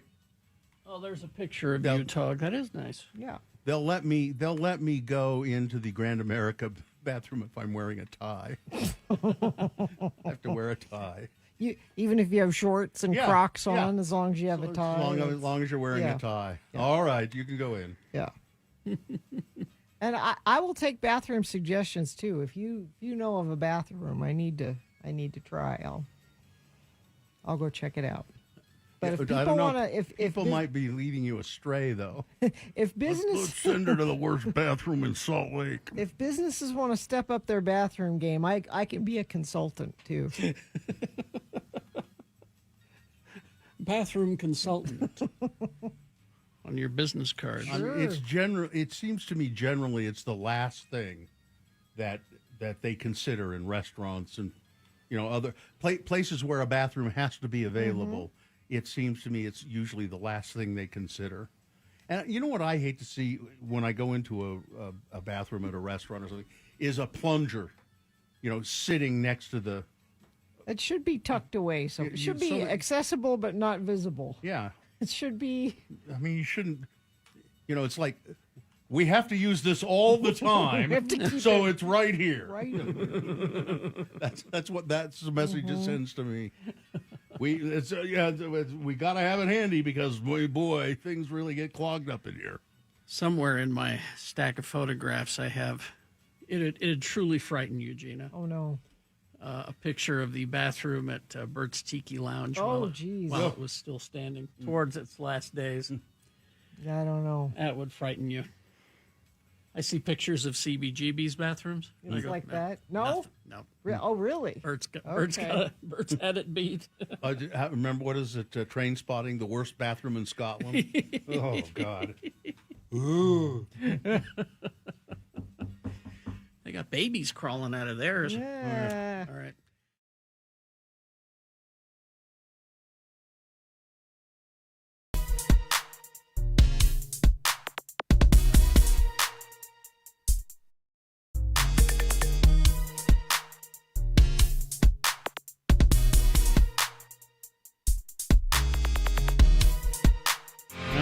Drama queen. Lassie is texting in the faraway in Alpine. Alpine. Yeah. Lassie. Yeah. Lassie. In Alpine. I don't know how Lassie is texting in, but Lassie. Are you assuming that Lassie is an animal? I don't know. I've never met a person named Lassie, but I guess. Have you ever seen a lassie go this way and that way? Have you ever seen a lassie go this way and that? No. Go this way and that way. At some dance we used to have to do remember when you have to do square dancing? Yeah, I don't think they do that anymore, do Probably they? not. Do they? I don't know. Probably not. But we had to, in elementary school, we had to take square dancing classes and polka. Everybody liked to do the polka because you could just sort of spin around as couples and crash into each other. What about the hokey pokey? Well, you put your left foot in, you put your left foot out, you put your left foot in, and you shake it all about. You do the hokey pokey, and that's what it's all about. No, we never did that. No? Nope. We used to do it. We used to like to do it with other body parts. Make a naughty game of it. Of course you did. No sports, no rock, no information. For mindless chatter, we're your station. That's us. Right. Let's see. We're supposed to be doing something here. A boner recap. Is that right? Yes. Okay. Well, go ahead, Gina. Right. Oh, is it? Who does it? I don't do it. You do it. And then a friend of the program will tell us who won, and then I have a bunch of prizes to give them. Are you there, friend of the program? Jules.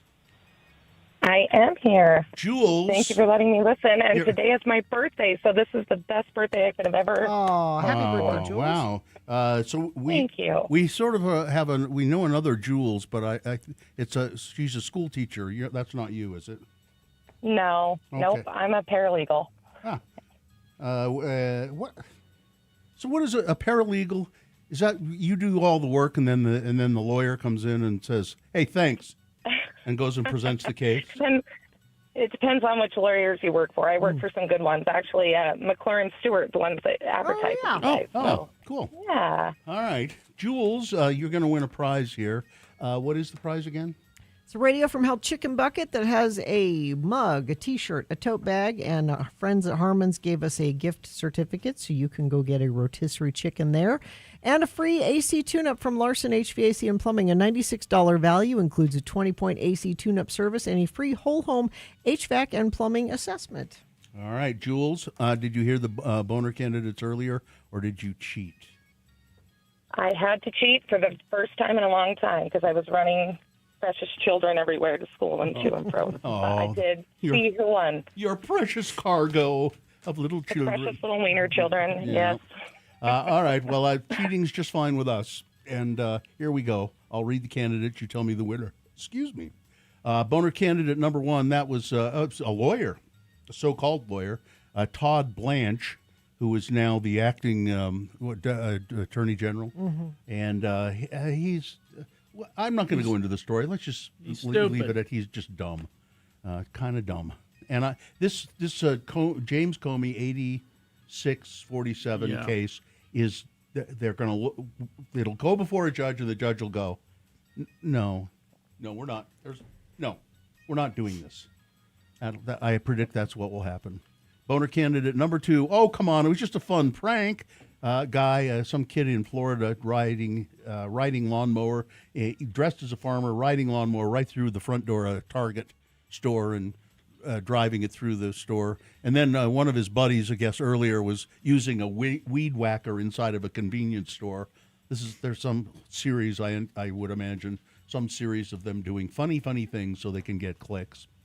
And then boner candidate number 3.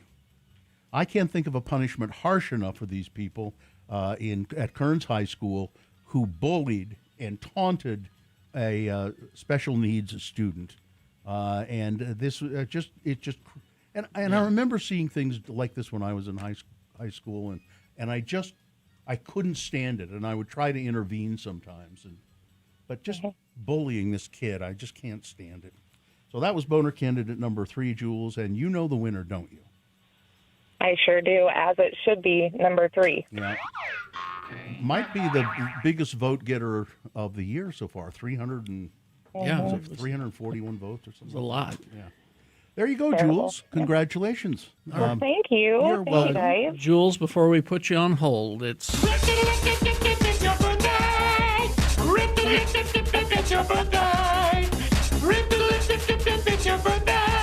There you go. You share a birthday with Gina. That's really great. It's you share a not birthday my with birthday. Gina. I was going to say that's not true, but I would. That would be amazing if I did. But I'm not that privileged. Right. Hang on, Jules. There we go. We'll take care of that. So it's not your birthday today? No. Okay. I'll have to I'm change never celebrating it again. I'll have to change my calendar because it came up today. It came up. Remember Gina's An birthday alert. today.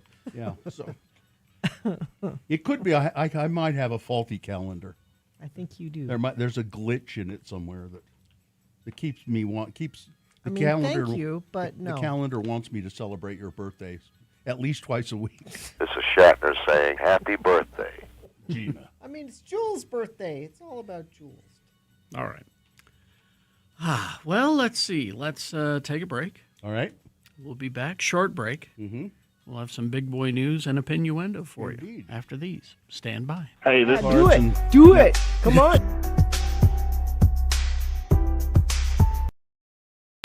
You want to open up the Batman? Do you want me to do this? Trading Yeah, cards? do it. Do it. Come on, do it. So this is from 1980 what? It says 1989. This is from a classic pack of Batman movie. The first, the Michael Keaton one, not the first Batman movie, but the Michael Keaton one. The real Batman. Well, yeah. From 1989. Adam West. But this is, it's not valuable because it's the second series. Okay. And so they're selling these at the comic book store at Dr. Volt's for just like $2. But these are, I thought they were reproductions because that's the new thing now. For those of us who are still fishing for our nostalgia from our childhood, they're recreating things from our childhood in the exact way, like the Star Wars action figures and Mego action figures and all that. I thought this was a reproduction when I saw it on sale. But no, really, it's original. These are from 1989, Batman trading cards. So 9 cards. That gum is how 9 old? cards, 1 sticker, and 1 stick bubble gum. That gum is, do the math. Tell me how old this gum is. 1989, so 1990, that'd be 31 years old. 31-year-old gum. Yeah. Here we go. You're not going to do... Oh. Really? Right. Now, it doesn't have that smell that gum... And it's gonna be as brittle as a piece of floor tile, No, that is okay. So the first thing we get is a sticker. Mm-hmm. It's a sticker of the Joker. Now it's an artist's rendition of Nicholson as the Joker. Okay. So all right, so there's that. And the cards, some of them are art cards. Oh. Production art cards. They use. Yeah. To help frame the thing. And then the others are, Batman's public service, that there's pictures of Jack Nicholson and there's the Batmobile parked in the Bat Cave, Mm-hmm. So it's a trading card. So it's like the old trading cards. All right, so here we go. Now show us the gum first before you eat it. Does it have that white powder on it? It used to. Let's see. So there's the gum. Mm-hmm. You ready?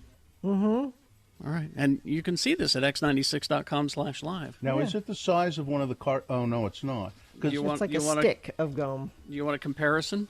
Yeah, I mean, a lot of times it was the gum in there was like the size of a card or just slightly smaller than the whole card. That looks like a piece of Trident. Okay, you ready? Yeah. Here he goes. All right. 30-year-old gum. Oh, God. It crunched. Crunchy. I think it broke my teeth. Yeah, the chat room is saying this is a bad idea, and I'm starting to agree with them. Yeah, don't eat it. Don't do any more of that. I'm just wondering if it still forms into gum. It doesn't sound like gum. It's not forming into gum. It's just staying in crumbles on your. It's staying in dry crumbles. I think you should spit it out. So like the soul leaves a body, the essence of the gum has left the gum. Mm-hmm. Yeah, spit it out. Yeah, that's bad. That's too now, bad. Now, someone said, this is awfully radio stunty of you guys. To which I say, well, that's what happens when the mayor doesn't call. So you could have had the mayor here. We were hoping to put some information out, something that could help you. But instead, I'm eating 30-year-old gum because the mayor didn't call. I would call City Hall and blame and blame the mayor. Mm-hmm. So let her know that she's ruining our show by not showing up. She could have been having important mayoral business. Yes. That's not our problem. Although she's now made it our problem. All night long, blowing the parade, dance along, feel the pride where we belong.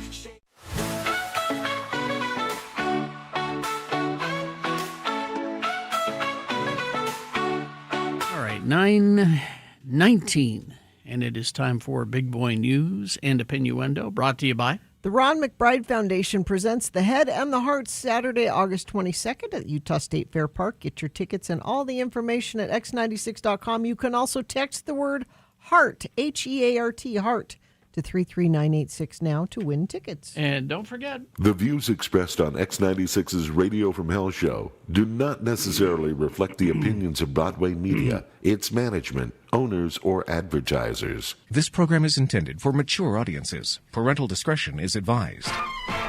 Well, we talked about it earlier, but David Allan Coe has died. Country singer whose outlandish exploits, prison tales, and obscenity-laden performances earned him notoriety as perhaps the most transgressive exponent of the outlaw country movement of the 70s and 80s. He died yesterday. He was 86 years old. No cause of death given. He died at the hospital. He had some really great successes. His probably most well-known song is the one we opened the show with today, "You Never Even Called Me By My Name," which is a great send-up of honky-tonk cliches written by folk singers Steve Goodman and John Prine. He says his other breakout hit, of course, "Long-Haired Redneck," which found him doing impersonations of country singers like Ernest Tubb and Merle Haggard during the song. Co-wrote or helped shape most of his own material. He had great success with songs he wrote for others. Tanya Tucker, Would You Lay Down in a Field of Stone? Would You Lay Down With Me in a Field of Stone? And Johnny Paycheck's Take This Job and Shove It. I ain't working here. David Allan Coe said, I can write songs at the drop of a hat. He says, somebody tells me they'll give me $10,000 to write 6 songs about peanut butter. They'll have them in 15 minutes. Excellent. 15 minutes. Unlike Johnny Cash, who sang about prisons and performed in them, David Allan Coe was the genuine article. Incarcerated for crimes that included auto theft and possession of tools to commit burglary, he spent 3 years in the Ohio penitentiary, where he claimed to have killed another inmate who tried to rape him. The story was later debunked, but was typical of the outlaw persona that he tried to cultivate. He boasted of having more than 300 tattoos and claimed to be a practicing polygamist. He was also a member of the Outlaws Motorcycle Club. He was everything. Which is a biker gang as criminal, designated as a criminal organization by the FBI. He was just. He was a racist. He was a misogynist. So and because of his death, country died today. And good riddance. Yes. But in the 70s and 80s, he released 2 albums, Nothing Sacred and Underground album, and they were full of racist, misogynistic, homophobic, and obscene language. And after that, he kept saying, "I didn't mean any of it. I didn't mean it. I was trying to make some of it." But he kept, for the rest of his life, he sort of had to run away from that. He kept trying to run away from that image too late. of being a racist. But once it's there, it's there. And Bill gets 14 points for this one. 14 points. No. For a time, he lived in a hearse parked outside of the Ryman Auditorium, Again, home of the Grand Old Opry. All the things. Yeah. All the things. Yep. He did it all. Country music died today. His first band, he went on tour for the first time with supporting the band Grand Funk Railroad. I believe it. That's just... David Allan Coe. So there you go. He was the worst. 86. All right, let's see what else we've got here. And that's the first person on my list that only 2 deaths this year. 14 on our points, list. and you have what's the other one? I have James Vanderbeek. Yeah, and he was quite young. Yes. I don't think anyone's going to catch you, Carrie. I don't know. I don't know. 14 points, and I got 9 more hanging by a thread. 9 more people hanging by a thread there, so you never know. And I'm not hoping, but so I heard a story the other day, I guess Monday, and it was about a sheep that had given birth to 6 lambs. Mm-hmm. Yeah. And I started looking up the story, trying to find it, and I couldn't find it, and I didn't look really hard, but I stumbled over 2 other stories. And here they are. Okay. A North Yorkshire landowner has been left astonished after a sheep had 5 lambs in what is believed to be a 1 in a million occurrence. 6-year-old Quincy gave birth to 5 healthy lambs April 18th on the Swinton estate near Masham. Landowner Mark McCullough Lister said he's never seen anything like it before after more than 30 years of lambing experience. However, another story. When Brittany Symes' sheep started to give birth, she was hoping that it might be triplets. She never expected the ewe to deliver 5 lambs. Wow. They just kept coming out, and I thought she was a little shocked too, she said of the sheep mother. In the 7 years they've been raising sheep, yeah, that's hers. That's the one that she had. In the 7 years they've been raising sheep, there's never been this large a litter at the Ida View Farms near Salmon Arm, British Columbia. Earlier in the lambing season, a ewe had quadruplets, so Syme was surprised when an even bigger litter showed up. The mother is a Rydell Arcot Dorset cross sheep. Do they live close to a nuclear Doesn't say. reactor? Doesn't say. But so there are two stories about, and the one says this is a once in a lifetime occurrence, and then there are two stories, and then I never did find. I think there's another one out there with the six. So something's going on in the lamb world. Let's see what else we have here. Oh, Blake Lively and Justin Baldoni are doing Manhattan court. Oh, I guess they went on Tuesday. If I've got this right. A final hearing. I didn't hear anything about it. Maybe nothing came out of it yet. Maybe they're taking it under.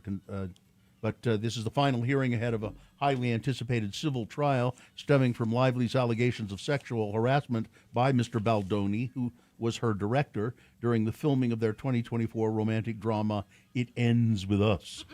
The civil trial is set to begin in May and will be limited to Lively's retaliation claims against Baldoni's production company after a judge threw out her sexual harassment claims. The reason the judge threw them out is because you can only have the claim if he's in a position of power over you. Well, he was the director. But she was executive She producer. was executive Technically, producer. she was his boss. Yeah. Okay. So it's not that he did. I don't know what side I've fallen on this, but it's not that he didn't harass her. It's that the power structure does not jibe with the law, I guess. But she's being an actress in that role, so technically he is in charge. So you got to explain that to a judge. It's going to be confusing. Let's see. A man has pleaded guilty to plotting an attack against Taylor Swift. But nothing came of it. The plot was thwarted. Austrian authorities canceled Swift's 3 shows back in August because of it. Oh, so they're just bringing this guy. Yeah. Just bringing this guy to. Because I thought, wait, I've heard this. They're just bringing him up for trial at this point. Finally, after all that time, The Devil Wears Prada.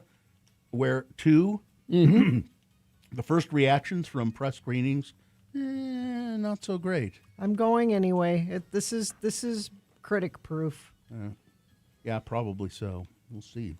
This is what my mom wanted to do for Mother's Day. This is Mother's Day. Where we are going to see The Devil Wears Prada 2 on Mother's Day. J. Craig Ventnor, a scientist and entrepreneur who raced to decode the human genome, has died. He was 79. His death was announced by the J. Craig Ventnor Institute, a nonprofit research organization founded by him in San Diego. He made a bold move when he decided that the Human Genome Project, a $3 billion government program for decoding the human genome, was moving slowly enough that he could enter the race late and beat it with a much faster method, and he did. The gamble paid off. In 2000. His company, Celera, you've heard of that, made a joint announcement with a rival group saying that they had assembled the first human genomes, a landmark step toward uncovering the genetic basis of human disease and origins. And there's another interesting story about somebody who is a scientist. Where did that go? There's a young woman who has been called the Einstein. Oh, here it is. A woman who built her own airplane at the age of 12. Wow. Is threatening to dethrone Albert Einstein as the greatest mind of all time. And she also says she does not want to make billionaires richer. Sabrina Gonzalez Pastersky is now 32 years old. She built an airplane when she was 12. She applied to MIT when she was 12, and they said, no, we don't. You're 12. You're 12. We're not going to take it. And so she sent them a video of her flying a plane that she had built. And they said, okay, we'll take you. And she went to MIT, graduated with honors. Then she went to Harvard, where she graduated with honors. Pastersky is working on problems that Einstein couldn't even fully explain. She's always been ahead of the curve as a child. Oh, I see. She flew the plane. They're reiterating that. Let's see. What does she do for fun? I think she works on. She likes to specialize in quantum gravity, black holes, and the structure of space-time continuum. She says, citing her work, Jeff Bezos invited her to Blue Origin, his private space launch company, and she said, no, I don't want to make billionaires richer. Oh. I want to understand how the universe works. She and her colleagues discovered something called the spin memory effect, which persuaded, when she published a paper on it, it was cited by a lot of various scientists as being brilliant. What she's looking for is and a lot of people, theoretical scientists, are looking for this thing which is the source code of the universe. They think that there is one, shall we say, equation that if you can just get it right, would explain the entire universe and everything that happens.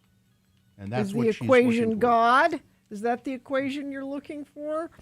Well, for the small-minded, for the small-minded, yeah, it's God is what they're looking for. Oh, goodbye. She has a YouTube channel, Physics Girl. That's really cool. I think I'm going to look at that and see, because she says it explains her research. So, see if I've told the story before when I saw Stephen Hawking when he was here in town, and I went to. He was talking about his, the black holes and all of that stuff that he theorized. And I was going, yeah. So he was explaining it very well. And I'm going, oh, now I get it, until about the last 5 minutes. When he sort of started summing it up, and I went, no, I don't understand any of this. Nope, don't get it. Nothing. And then he went on about his friend Jeffrey Epstein. I watched Interstellar multiple times, and I still don't understand. All right. Weather. So today, we got about a 20% chance of showers later on this afternoon, but mostly sunny, high of 64, overnight low 41. Tomorrow, mostly sunny, 67. And it looks like for the weekend, we're mid to upper 70s for Saturday, Sunday, and then things might change going into Monday. Thank you. Listen to radio.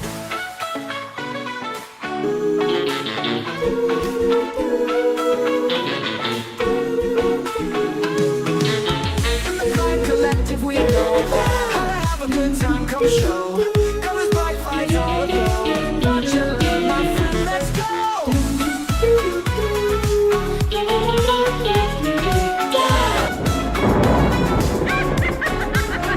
Hello, kiddies. It's me, your old friend, the bookkeeper. I'm here to help you with your taxes. Today, we're going to hear a tale from the old ledger which should simplify on how to fill out those pesky forms.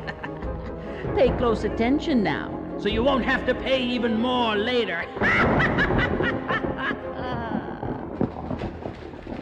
You can come on in now, Mr. Irvine. Thank you. You can call me Lemar. Lemar. Okay. My secretary said you had some questions concerning your tax forms? Well, yeah. There ain't enough places on this here 1040A. I was wondering if there was a special form or maybe a separate schedule I should fill out. Enough places for what? My wives. Oh, you should only list your current wife on your tax forms. Your ex-wife will have to file separately. Ex-wife? I ain't never been divorced.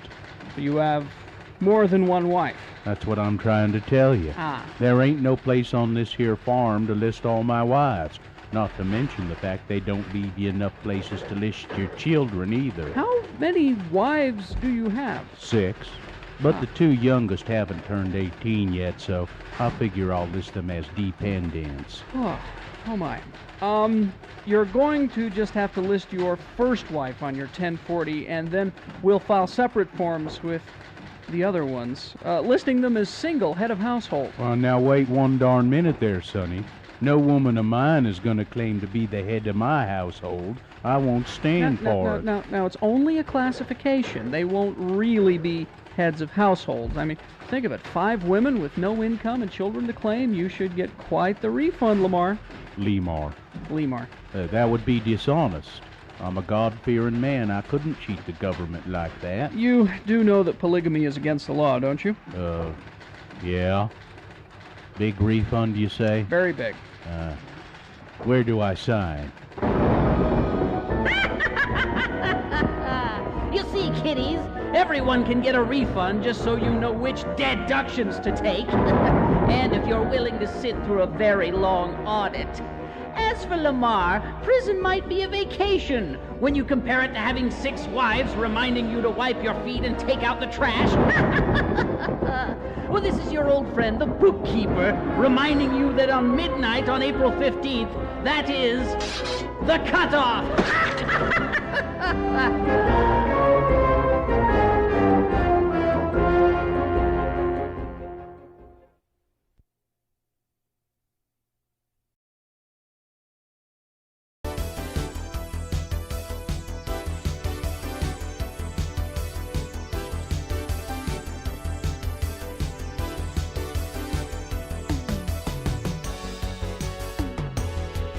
All right, 9:35 right now. We have a guest in the studio. It's our old friend Brogan Kelby.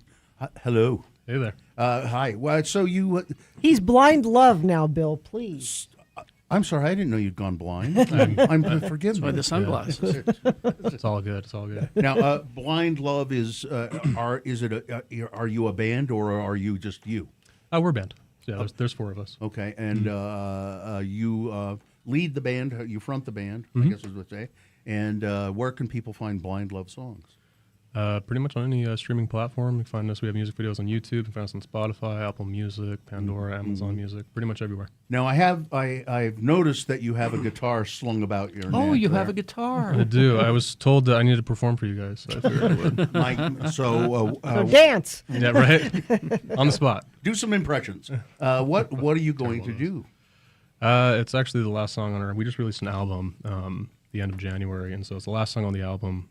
Figured we'd do that because it's an actual acoustic song. Okay. So, oh, okay. Yeah. All right. Okay. I'm sorry for the way I was. I didn't mean to hurt you, no. But I fell into a darkness I've never known. Was laying on the bedroom floor, was begging you please no more. Sedated and bound to the things you hate me for. Sever my burning lungs and break me into 1,000,000 pieces. Is it enough? Wreck my life and do what you want and hurt me for 1,000,000 reasons. Is it enough? They say it all comes in waves, but I haven't felt fine in days or years, if I'm being honest, which is hard for me to say. This pain is getting all too real. It's getting too hard to feel. Just keep it inside. These wounds are buried in sea. Sever my burning lungs and break me into 1,000,000 pieces. Is it enough? Wreck my life and do what you want and hurt me for 1,000,000 reasons. Will you tell me, did you get what you wanted? Seeing me right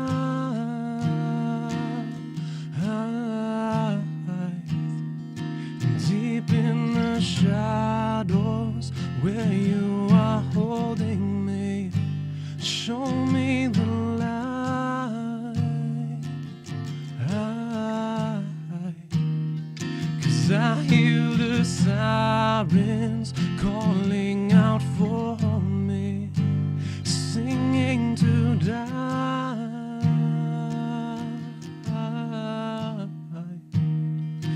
Is it enough yet for you? Just tell me, give me a sign.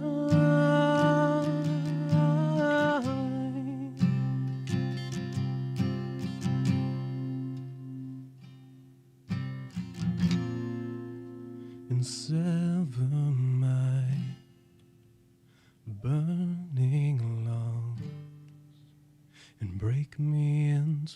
million pieces. Is it enough? Wreck my life. Do what you want and hurt me for a million reasons. Is it enough? There you go. Well, Who hurt? I hope she gets the message. Who hurt you? I mean, really. Oh, you have a guitar. It's interesting. I thought I'd look, and so I have a little music, recognizer on my phone, and it popped right up. Even though it's live and acoustic. Is it enough? And then it started playing it, and I could hear it a little bit. Oh, did it? On the phone while you were singing, I went, oh. That's fine. Just play the actual song. Harry's playing that. You can't hear,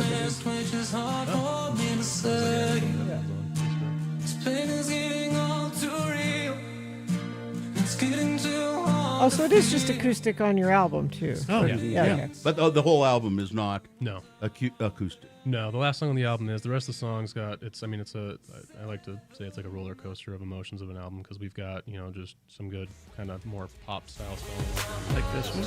You can hear. You can bury me in holes. I'm climbing through these catacombs to reach for the lifeblood in it. I'm coming for it. There you go. Good production. Sounds good. Sounds really good. Production sounds good. Thank you. Where'd you record it? In my basement. Well, good. You can just do that these days. You can. It is completely produced, recorded, mixed, and mastered by me. Now you're playing a live show. What's it called again? The Catalyst Music Festival.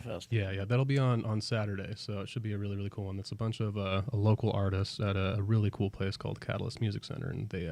I love what they do because me being somebody who's grown up here in Utah and was a young musician, I absolutely love what they're doing to help younger kids and teens get into music and really pursue it correctly. And where is it?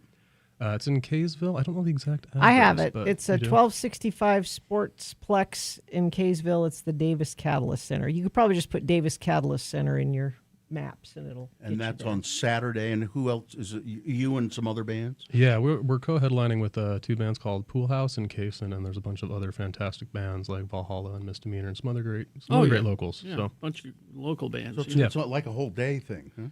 Yeah, whole day festival. So Yeah, come support local music. Yeah, at the it's at the Catalyst. What is it, David? Davis Catalyst Center. Davis Catalyst Center.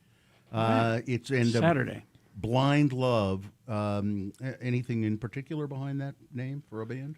Oh man, that's a whole story and a half. But yeah, it's basically me kind of being petty, and I wrote a song called Blind Love that got shelved when we were first, getting into record deals. I see. And so I used that to basically tell the whole story, kind of my music career is kind of how I made Blind Love. I was just kind of being petty, but also at the same time wanted to really kind of tell what it's like being in the music business and the emotional roller coaster of how it goes. It's not easy, is it? No, it's not easy at all. It's literal hell, but the good moments are when you finally connect with fans. You play shows and you get to see people, relating and connecting, and lyrics and everything hitting them and screaming them back, and that's the moment that it's worth it. The rest of it sucks. Yeah. Now, I have a question about your guitar. What is this on the end of your guitar? That's a tuner, clip-on tuner, to make sure that I'm actually in tune. So it will keep the instrument in tune as you're playing, or I wish it did. No, it's just pretty much you Just- turn it on and just check strings, and Okay. it will tell you, and then you tune from there. Okay. That'd be nice though. We have a robotic acoustic guitars. That would be. Yeah, I wondered. I thought maybe it'll just keep it in tune. All right. Brogan Kelby, the band is Blind Love. You can find their stuff wherever you get your music. Thank you. Thank you very much. Appreciate it. All right, 9:43. We're going to take a break, play a song, and crawl towards the exits. Stand by.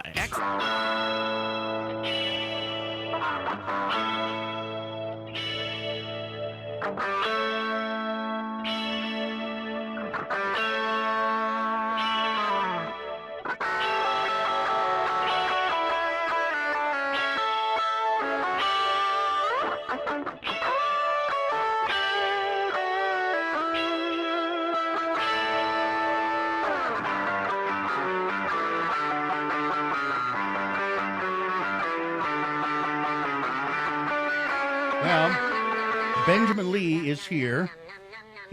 he is the donut critic.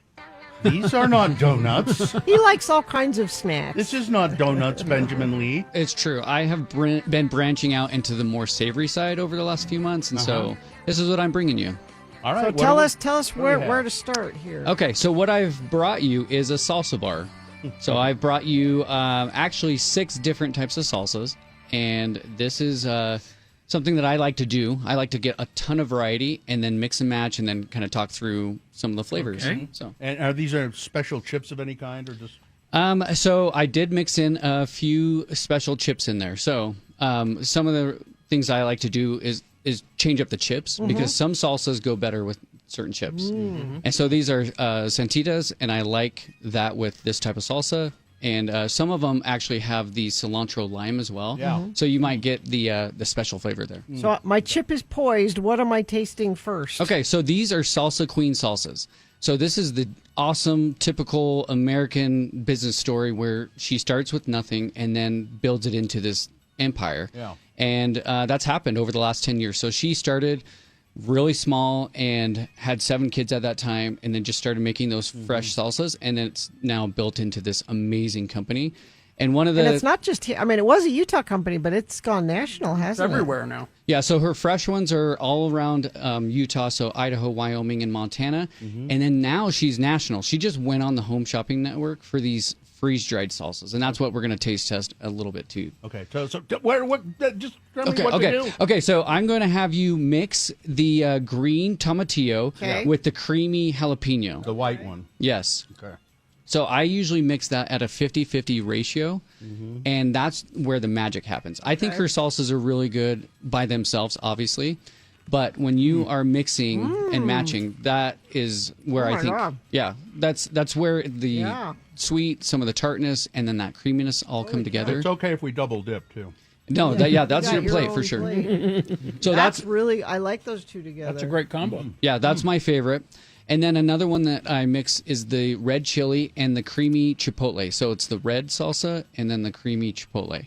And when you mix those as well, it same thing. It brings together those flavors.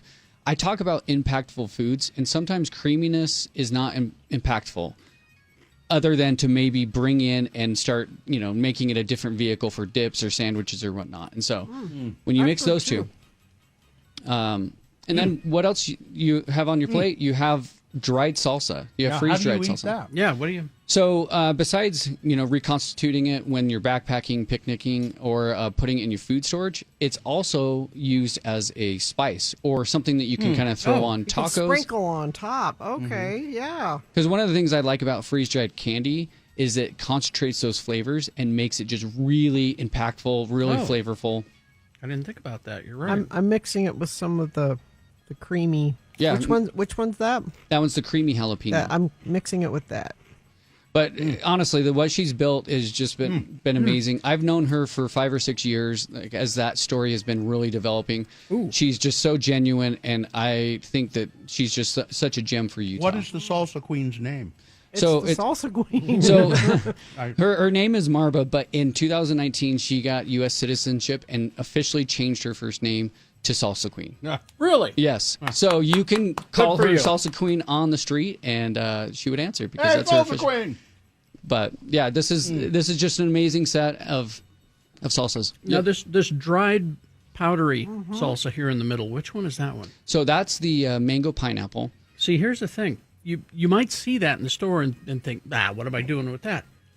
Get it. Yeah. Yes. It really adds, when you add it to the other salsas, it really does bring some complex flavors in there. It's amazing. Yeah, I personally don't like sweet salsas, and so that one fresh isn't my favorite, but dried and sprinkled on top of something, it really gives a punch. It's almost like the tahini, you're That's exactly like like that. Yeah. But again, it's just those flavors that are really concentrated down and adds to flavors on that. But yeah, I take it traveling, backpacking, everything like that, because, you got to bring those good flavors. You got to get that stuff. I could take it from the house to the backyard. So where can you buy these? So you can buy these in grocery stores. So go on salsaqueen.com and it will show the store locations. And you should be able to get those fresh and freeze-dried within those grocery store locations now.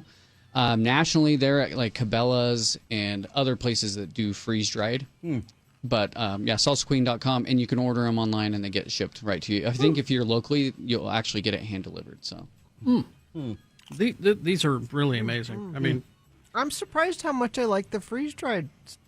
Yeah, that's a shock to me. No, I think it's going to be turning into a new trend.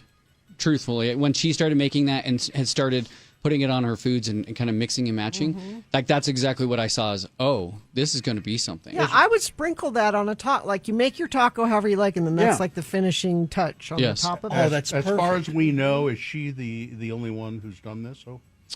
She's the first one that's really pushed it. I know some of like the bigger ones have done it, especially for the freeze-dried community. So people that are going on backpacking, you have your eggs and sausage and stuff, and I know that there are salsas in there or the packets that you can do. But as from a store that's now created those, first one at least in Utah that I know of. I mean, this is really impressive. It's really good stuff. Excellent stuff. Yeah. And one of the things I wanted to point out too, some of the differences is these santitas, these cilantro limes. You need to get these. People always talk about the hint of lime from Tostitos. Yes. No, these are much better. No, these are much better. Yes. Yeah. And I think the world needs to know about that. My favorite chip, corn chip, is Juanitas. Yep. I like those the best. Yeah, they're got a little bit of curl to them, a little bit of crisp to them. I do like those. Well, this is great stuff. Now I wish I had more food to Praise be to the salsa queen. Yeah, she's wonderful, and honestly, gem to Utah. And they've got a large selection of this stuff at my Harmon's at Brickyard, so you can pick it up there. Now, like the two creamy ones, would you just would you put those on anything, or would you just use them for dipping? I use the creamy jalapeno on sandwiches, so it just brings out a little. And which one is this one? It looks like the fry sauce. That one's the creamy chipotle. Creamy chipotle. It's got a smokiness to it. Yeah, that is just incredible. Yeah, the chipotle is. Wow. And these must be in the refrigerator section. Yep, these ones are the fresh, but as for the freeze dried, they would be in like the drier section. They'd be separate. Okay. Yep. Oh, they'd be separate. Okay. Yep. All right. Thanks, Ben. Hey, thank you. Got any special events coming up? Yeah, we have the dough show that's coming up in 2 weeks, and I am a main judge, and I'm gonna be doing a giveaway for a couple judge spots. All right. Really? You can find out about that by going to your Instagram account. Yep. So you can go to Donut Critic on Instagram, and then when I come in 2 weeks, we'll have a winner of that show. So Okay. you'll Excellent. know who the best one is. All right. Thank you, sir. Thank you. Thank you. All right.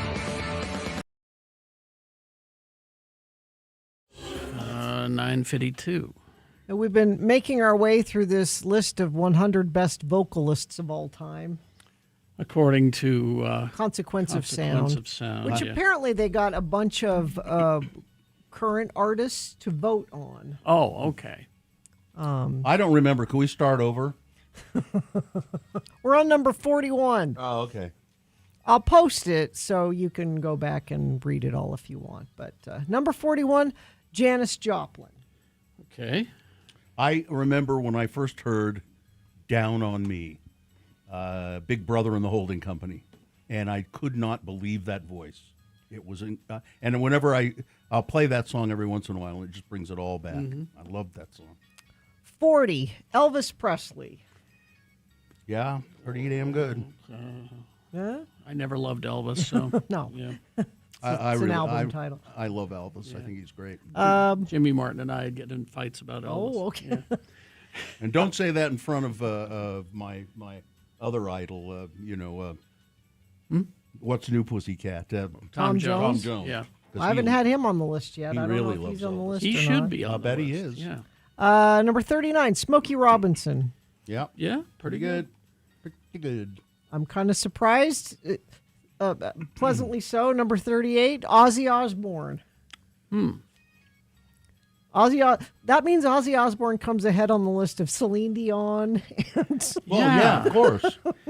Sure. Now, are they saying there's the difference between vocalists and singers? So here's what's written about Ozzy. Okay. All right. If you didn't know how much the man, the legend, the Prince of Darkness was loved, you certainly learned it when he passed away a few months back. Perhaps Ozzy wasn't the best singer in the world by most people's standards, but he knew his voice.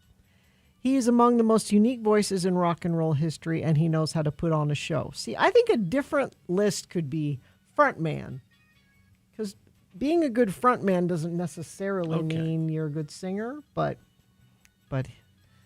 so he comes in just behind Dolly Parton on the list. She's number 37. Number 36, Tina Turner. Well, yeah. Okay. Number 35, Mahalia Jackson. All right. Let's see. Number 34, Frank Sinatra. Well, okay. You got to have him on there. Now, how do you put... No, that he's 34. 33, we farted around about him recently, Luther Vandross. Now, I love Luther. But come on, you're putting him ahead of Frank Sinatra? Really? That's DEI for you. That's DEI for you. And then ahead of Frank Sinatra and Luther Vandross at number 32, you have DMX.